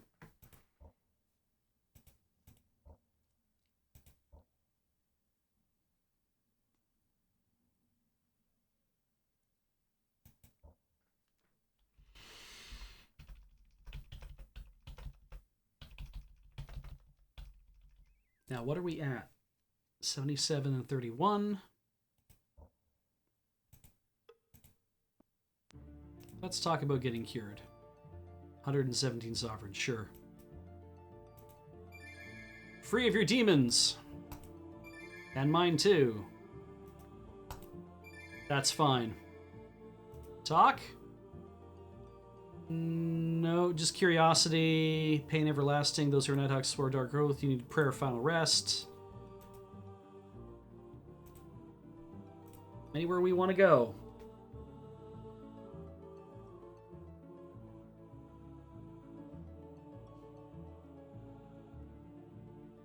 So,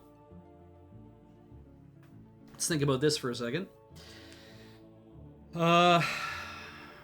We could finish the Rusalki quest, get that done and over with, because I believe the last thing we have to do, I think the last thing we have to do for the Rusalki quest then is we have to like walk along the place at midnight, take our weed walkers off or something, and try to find them all. That should probably be simple. Because the only other way to like let your stats be low is you basically have to be nearly dead, because all your stats just keep shrinking the more hurt you are. And that's no way to stumble upon Rusalki. So I take my weed walkers off, and we'd probably be able to actually blow through this.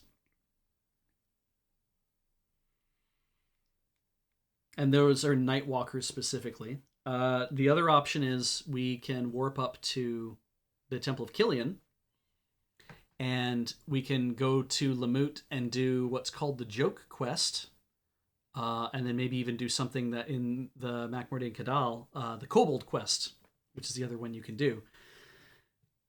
Which I think might be a fun thing to do. I really wanted to finish the thing in Silden, and we're over here, so maybe the thing to do is to finish the Rusalki thing.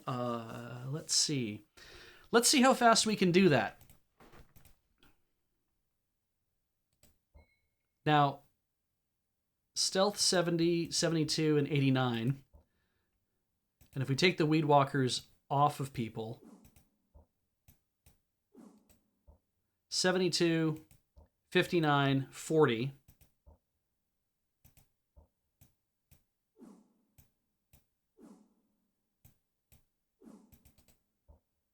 42. I could also just leave the weed walkers in the chest, or in a chest on the way.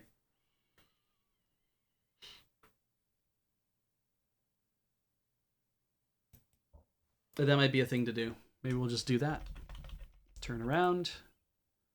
Camp until healed. No, we're just going to stop by that wicked, cool...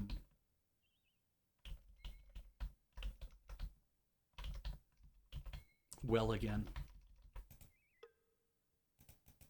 Apparently, every time you use it, you don't actually get charged for it.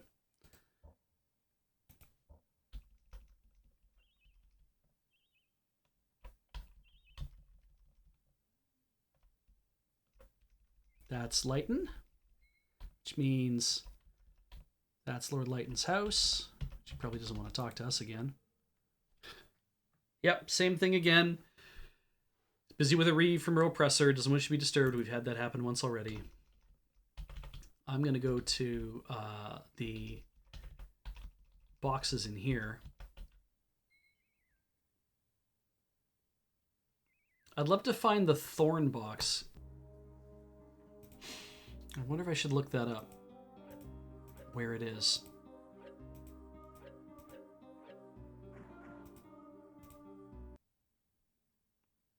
Or do I dump these into another box on...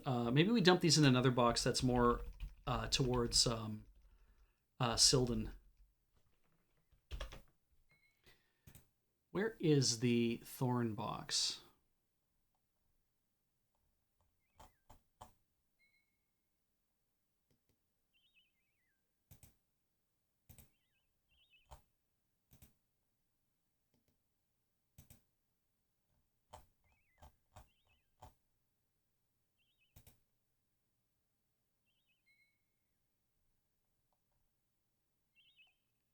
It's in Zone 3. Let's have a look. And...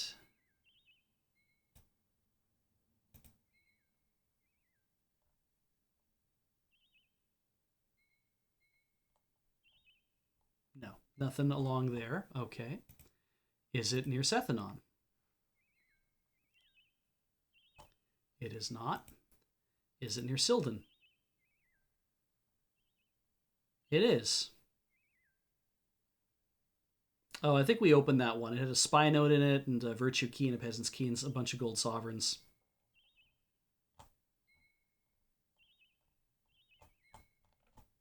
Yeah, it was near the alcohol in the Delicon chest. I'm assuming that's...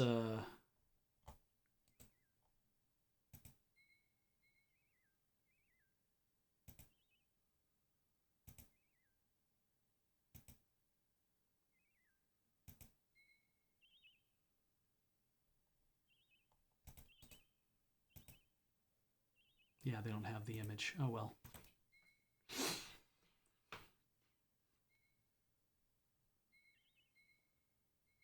All right. Well.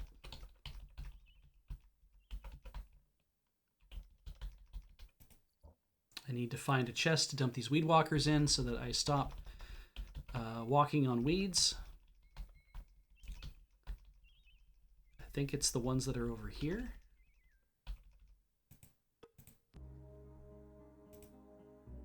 Got it in the woods? Yeah, this is the thorn box.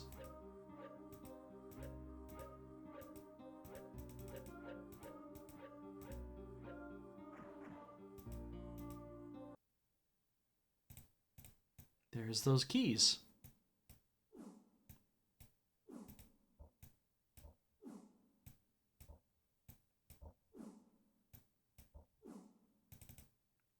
Given to Senatus of Caval Keep the quantity of 500 rubies and 100 golden sovereigns, totaling a value not in excess of 20,200 sovereigns.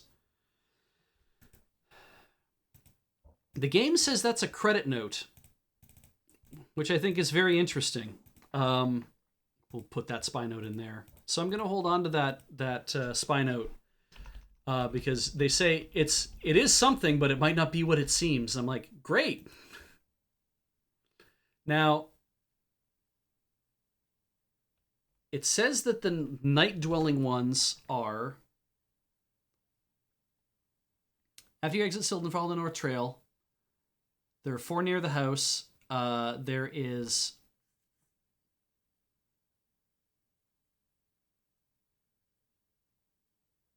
The last 2 Rusalki groups are very close, but it can only be found at night near the 2 inns.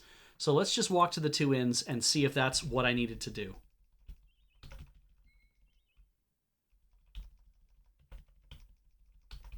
I mean, first we'll see if we run into any Rusalki along the way here.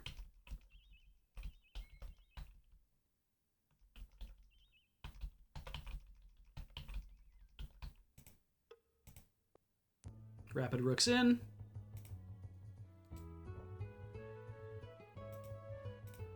Why, James, I didn't know you wanted to learn how to play the lute. 63 sovereigns. The cough, unimportant. Talk to this guy, he's a gambler. We don't need to do anything else. Wait, hang on, did I raid that one last time? Oh, right, because there's a women in the room, right? And so, yeah. Okay, let's drop a save. Bard. 99 sovereigns. Barkeep. Let's turn that off.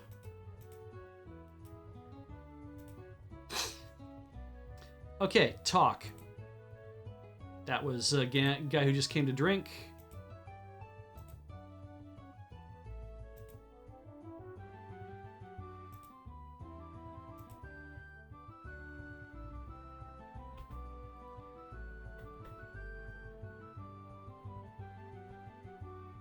Huh. Dangerous to stay here for the nights. I'll ring you in for 25 sovereigns. No, not interested in that.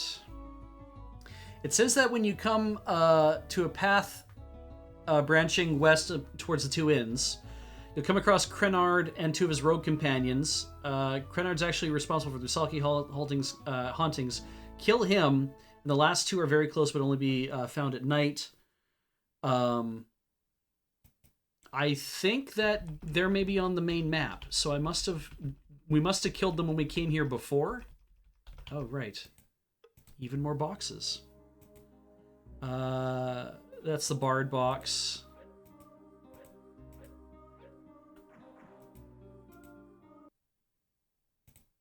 Some True Sight tea, which I guess now we're carrying some around, so you can have a little if you want. Just leave the rest in here. Don't need these things. Yeah, I think I definitely killed that dude in chapter 1, so...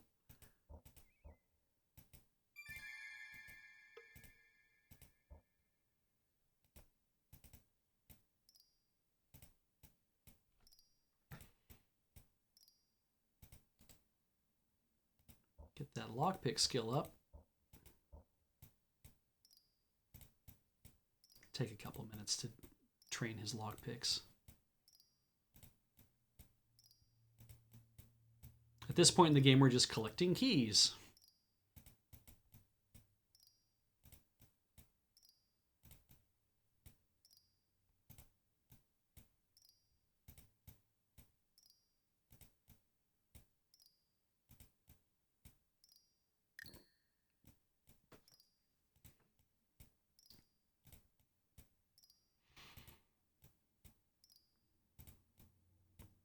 Pixel Art Dragon mentions, isn't there a bank in one of the cities we've been to? So there was, but it was a money lending thing more than a bank. It's not really a, which is too bad because it would be interesting in this game to have a thing where it was like you could deposit money and then based on certain things, you know, you could come back and take your money out or whatever. Or to be able to withdraw it in other parts of the world, right? Because it's like I've seen that happen a lot of times in other games or other fiction where it's like because magic exists, we can set you up with a thing that's like your ID, but it's also like a banking card. So you can deposit a bunch of money in one location, actual like physical gold or whatever. And then what we'll do is we'll and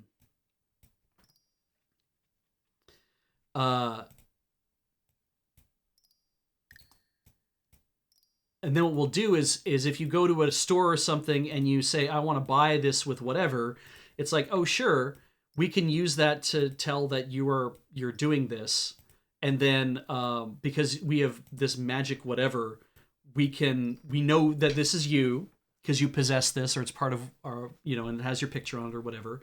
And we also know that you have this money because the transaction go through. It's basically like using your a credit card or whatever, right? That it's like, we're going to issue you whatever line of whatever because we know that you have money and the money is being stored somewhere else. And that we're just basically going to ensure that money is then transferred to another location. And of course, because that's how modern commerce works, money never actually, like, the basis of money hardly ever has to leave hands. You never have to like say, well, I have this letter of credit, or I have stock in this, or I have something else. It's like, no. We know that you have this and it has this worth. So we're going to just then write a note and then give that to somebody else, and then they're going to have that note, and then they can use that to be like, oh, this is all backed by this certain company or this certain organization or whatever. Like, yes, the guild says they have this money on hand, and so those things start changing hands. But being able to do it as a magical thing where it's just like, we already know that this money exists in a location, and we can just say, yes, that this number now changes by a certain amount, and because it's magic, you can't how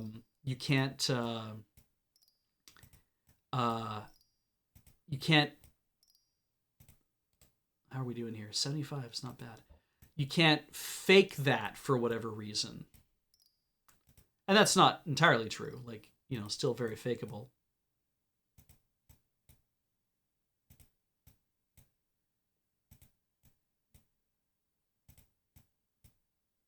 I didn't think it'd be the Royal Cave Krondor, but whatever.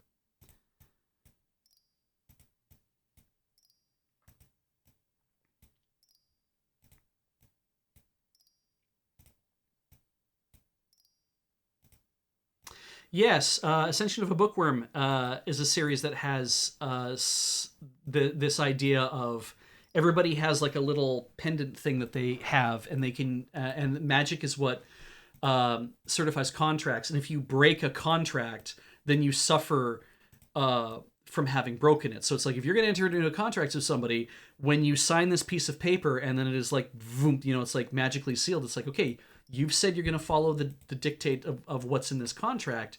And if you break that contract, then they don't talk about how that's judged because, in civil law, if a contract is broken, that largely leads to not arbitration. It leads to like, we're going to actually have two people sit down and read this or not, and ensure the lawyers have to be able to say, look, this says this, so these are what they're doing.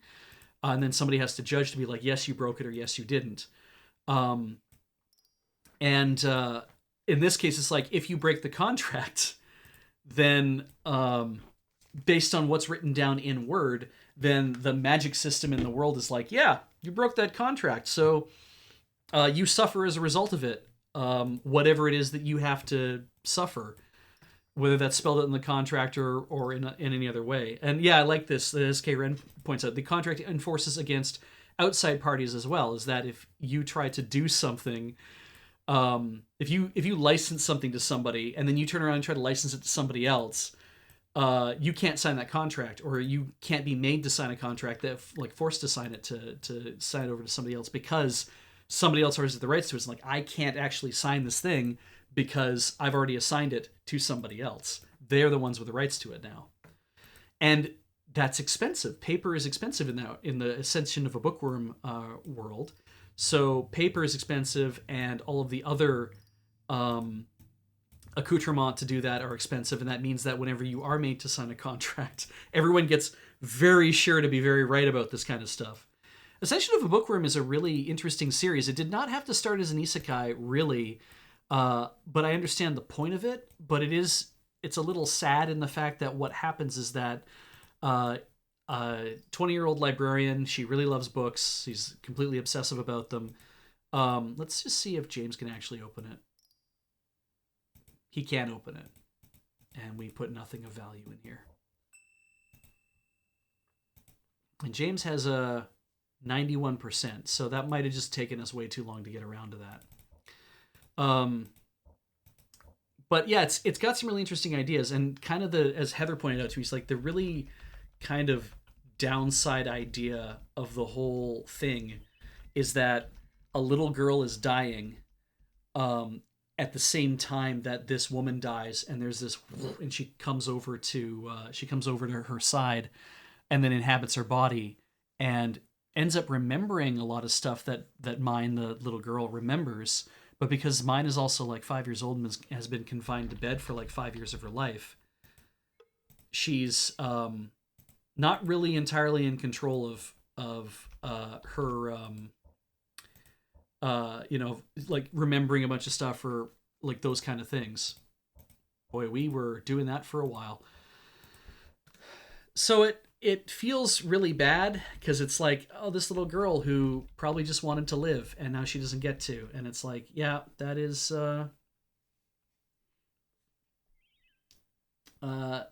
that does suck a lot. But it also is kind of that, she was, there we go. We found them. And they're going to be hard to see as well, aren't they? Okay. So James, do a run up. Not going to do anything. And we're going to cast, apparently Skin of the Dragon's a good thing to cast too. Like Hocho's Haven's been doing its work, and you get 14 versus 20. But if I don't have to recast it, all the better. Let's try 15 and see how we do. So we'll dump that on there. Gorath, I think it's just going to like, he can't actually make it that far.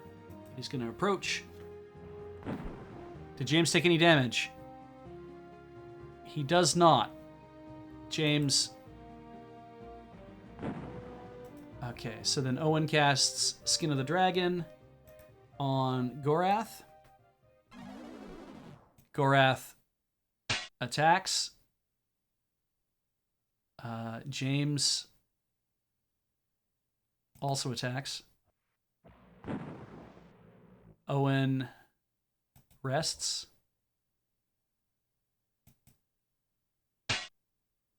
James tries to attack this one. That's good, at least.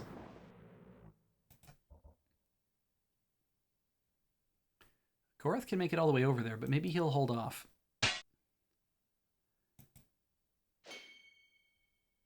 Ugh, that sucks.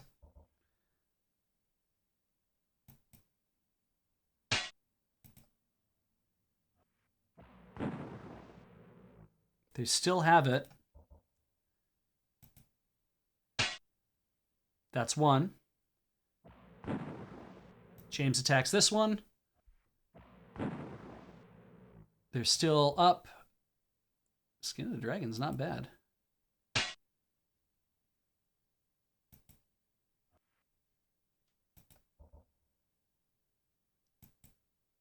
I'm finding it hard to see what's going on. I think that one died. Okay. And that one died. Okay, so we've done that. And if I move south of here,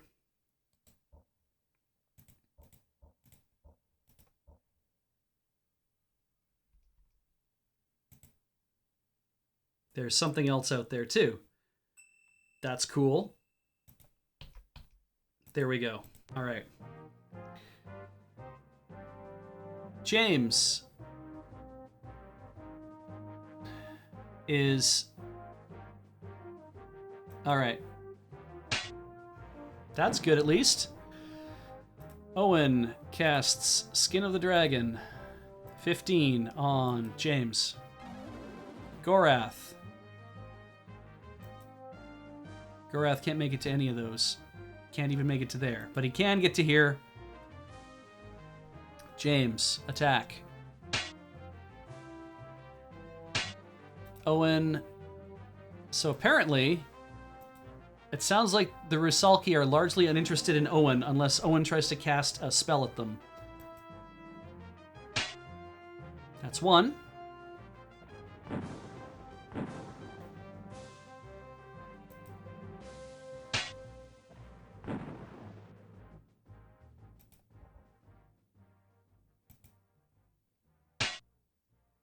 That's two.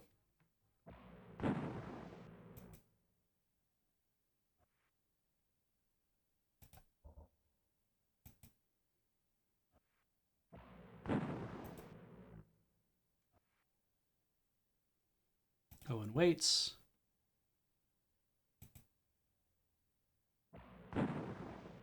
Let's try this one. Thought I would have some more luck.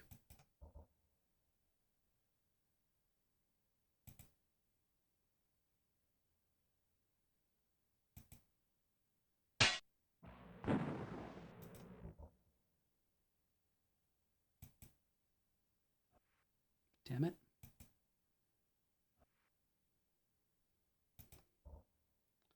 What an exciting dark battle this is. God.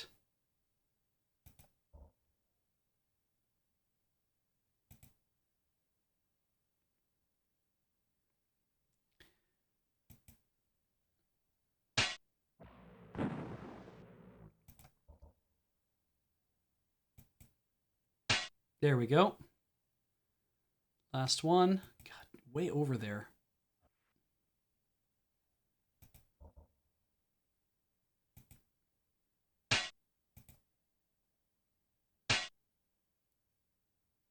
Yes. Okay.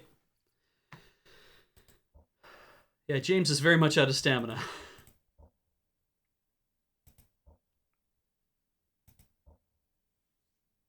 We could camp for a little while, or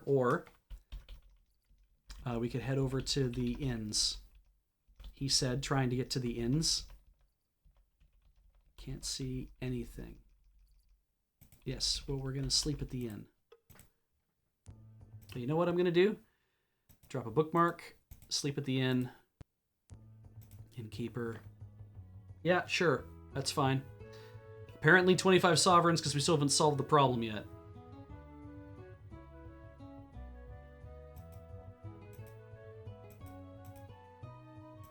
Sure, same rate.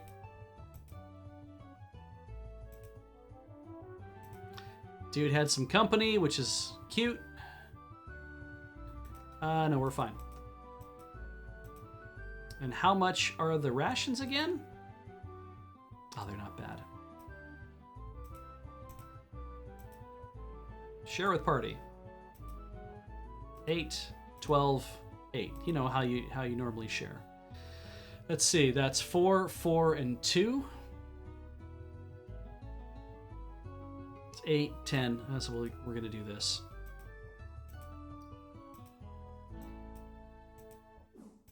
$14, 14. We're going to be over by a hair, but that's fine. Oh, no, we're not. Weird. Okay. I clearly did not do my... No, it wasn't... It was 6, 6, and 2. Right. Great. You already did that.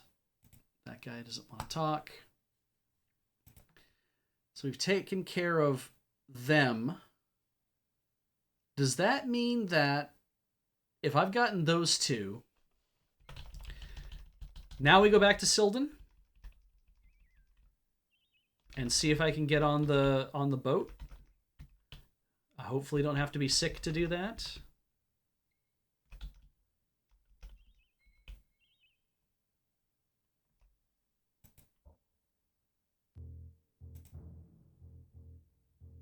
Aha! What ship is this? It's the Mist Devil. How much for passage? 30 golden sovereigns. Are you coming? Yes.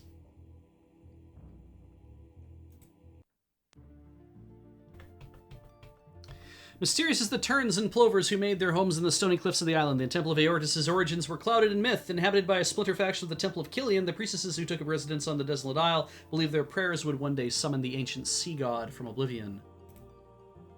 Still can't warp here. Might not ever be able to.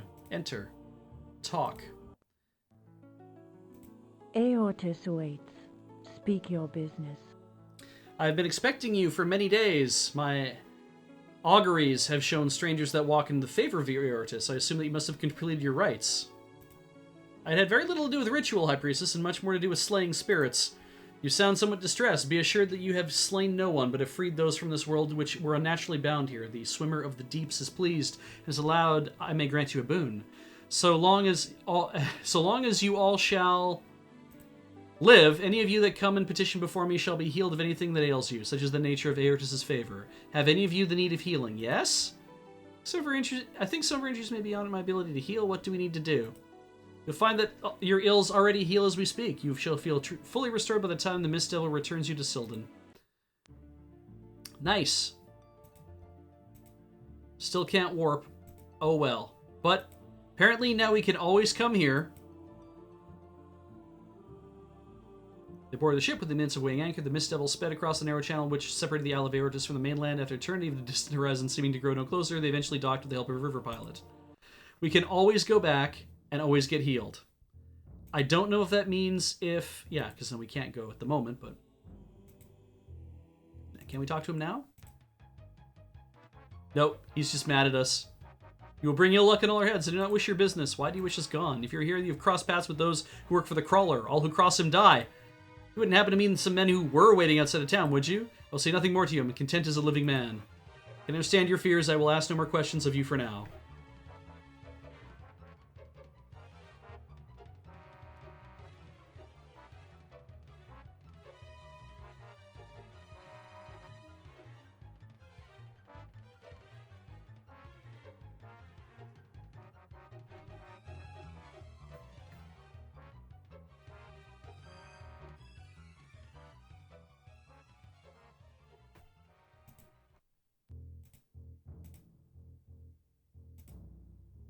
Right, all they have is spoiled rations. Those poor bastards.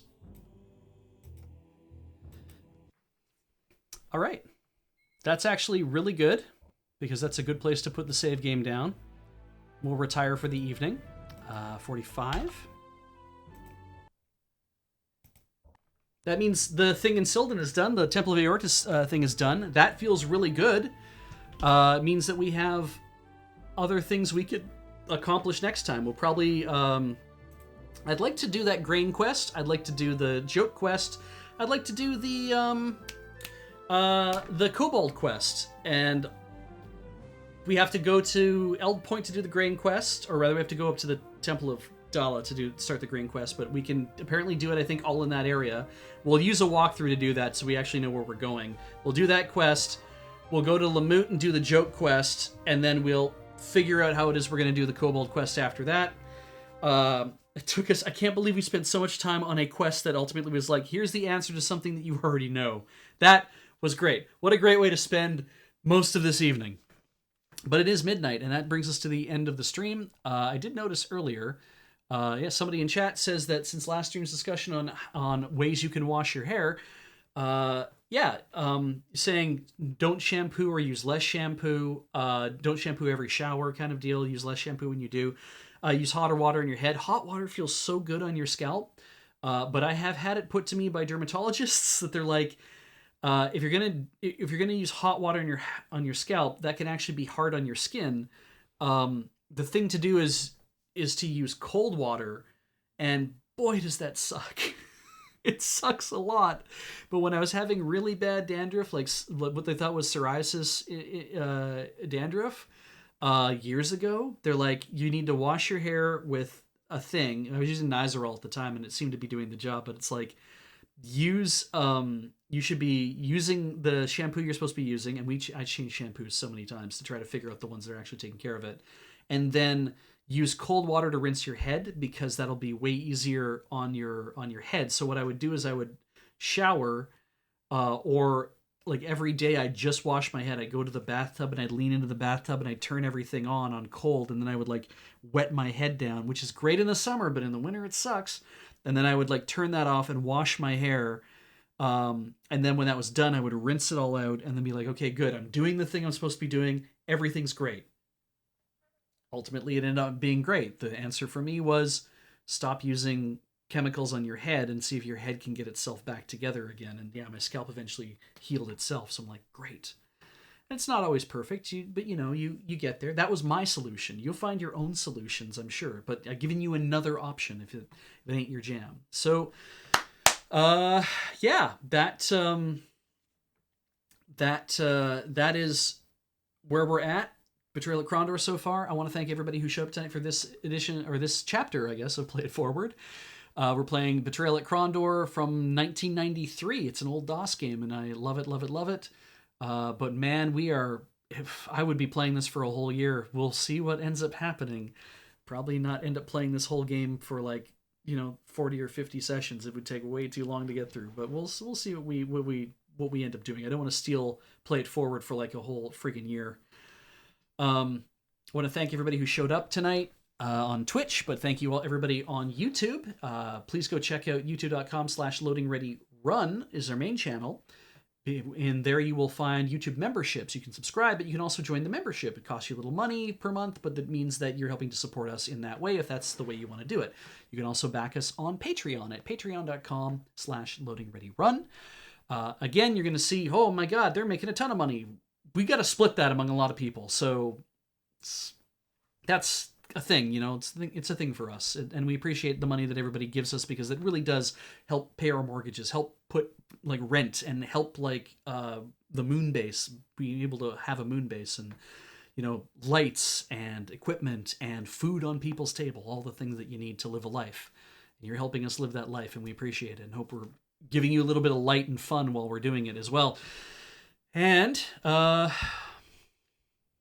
store it at loadingreadyrun.com for all of the merch needs. Go check stuff out. If we're out of something, put in your email address. The store will let you know if we ever get that stuff back into... I say when I get stuff back into stock. Some things will not come back into stock. Really old things, probably not. But if you want to know, that's a good way to know. And I'm not doing anything weird with your email addresses. I could not be bothered to do anything weird with your email addresses.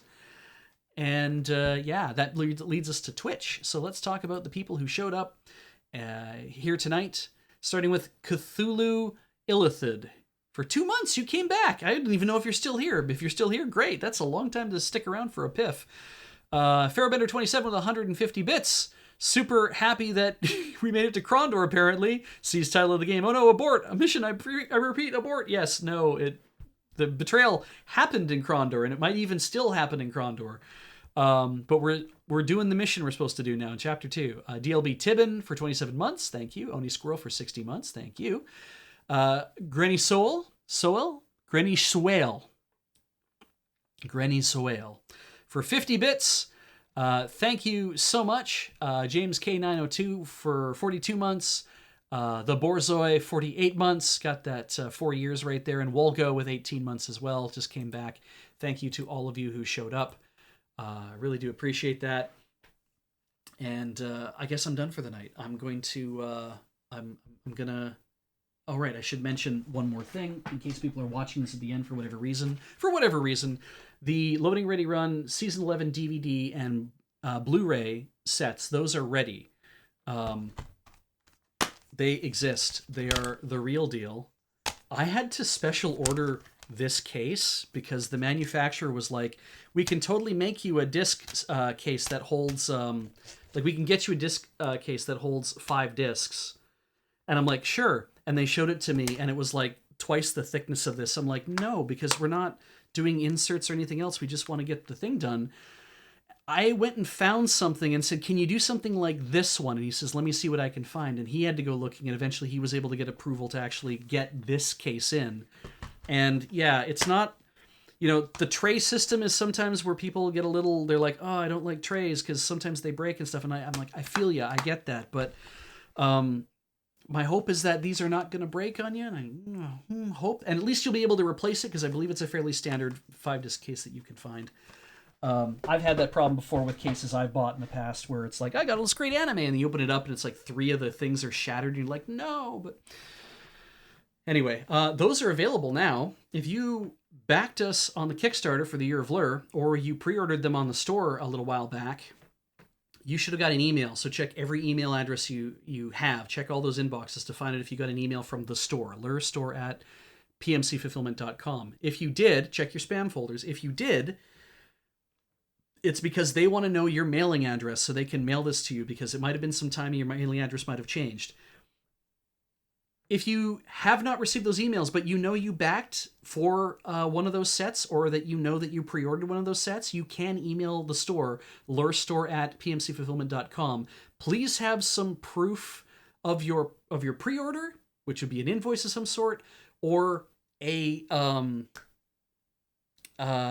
or the backer ID or information that you have from the Kickstarter, from when we backed the Kickstarter. Those are going to be the biggest things that help us actually connect you to the stuff that you are waiting on. And if we have any extra, I imagine we'll put them up on the shop. Once everything's we've seen all this stuff through, you may see them show up on the shop, all the extras that we have left. So, yeah, as the Merricat asked, will be a chance for the rest of us? And it's like, yes, whatever we have left at the end of the thing, once we have made all this clear, I will want to sell these things to you. I want to sell everything that's on the store to all of you. I want things to empty out of the shop because, you have to keep stuff in a warehouse, and I don't want to have to keep paying to keep stuff in a warehouse. You know how it is. All of you out there who do your own merchandise stuff. Anyway, that's... I didn't see that from... Juliamon asks, is it okay to change the name and the address? I believe it is. If they have your information and they contacted you and you need to change the name for some reason because you've had a name change, like you got married, or you have changed your name recently for other reasons, I believe it's okay to change your name. They're contacting you because they have all of your previous information. So if you get back to them and say, yes, this would be fine, except that I'm at this location, also my name is different. PA's a pretty good company. They know this stuff. They understand it. They're more than happy to work through those issues with you. And again, if anybody ever runs into an issue with something on the store and customer service isn't getting there for you, or something else is not happening, you can let me know at info@loadingreadyrun.com.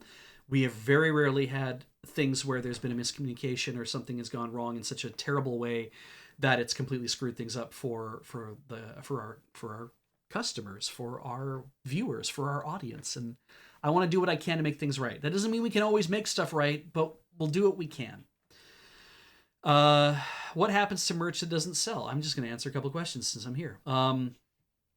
We don't wood chip anything. Nothing becomes mulch because I can't wood chip plastic and turn it into mulch.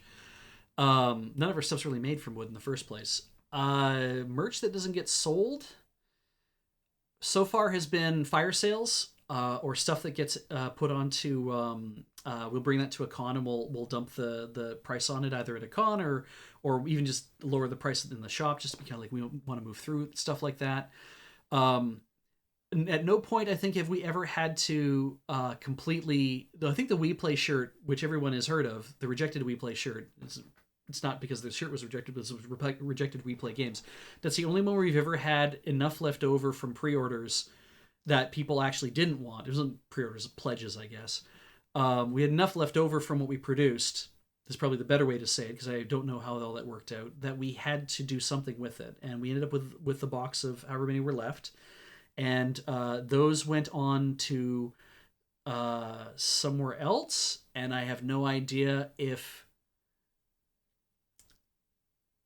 I have no idea my level of what I'm allowed to talk about and where those things have gone. I do know that the mods are involved, but I don't want you to get like asking all the mods, hey, where did this go? I think if you were to ask people out loud during like, if you were to ask like on Discord or something, hey, what happened to the We Play shirts? You would probably find out where they have gone to. And I believe you might even be able to get one at this point. But it's no longer something that we're looking after. So as Juliman says, Juliman only knows that Hosk knows something, so you might try asking Hosk. Don't badger Hosk, but you might try asking Hosk if Hosk knows anything. And yeah, all the remaining We Play shirts, I think 87 of them were one of the Kickstarter rewards. Nobody bid in that tier. Not a single person bid in that tier at all. Nobody wanted them.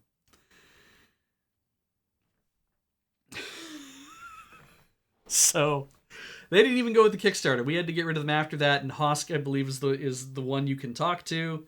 Again, don't badger Hosk. That's how that is. So, but I know for a fact that even if 1,000 of you came to me and says, make more of these, no, I'm not doing it. I'm not doing that shirt ever again. We had such a bad... the fact that it's like, oh yeah, we totally want to buy these and nobody did. It's like, no, that would be a fool's errand for me to go to the rest of the crew and say, hey, guess what? We're printing more of these because I had a whole bunch of people say they want to buy them. And it's like, you know what happened last time? We did it. Yeah. If I did pre-orders, if you all put your money down first, then maybe we'll do like a Kickstarter for We Play shirts. Maybe we'll do that. Well, no, we're not going to do that. Anyway, that was fun. If there are no more questions, I'm going to wrap it up for the night. Thank you so much. Up next is... Oh God, it's Wednesday right now. Yes, up next is... What happens on Wednesdays?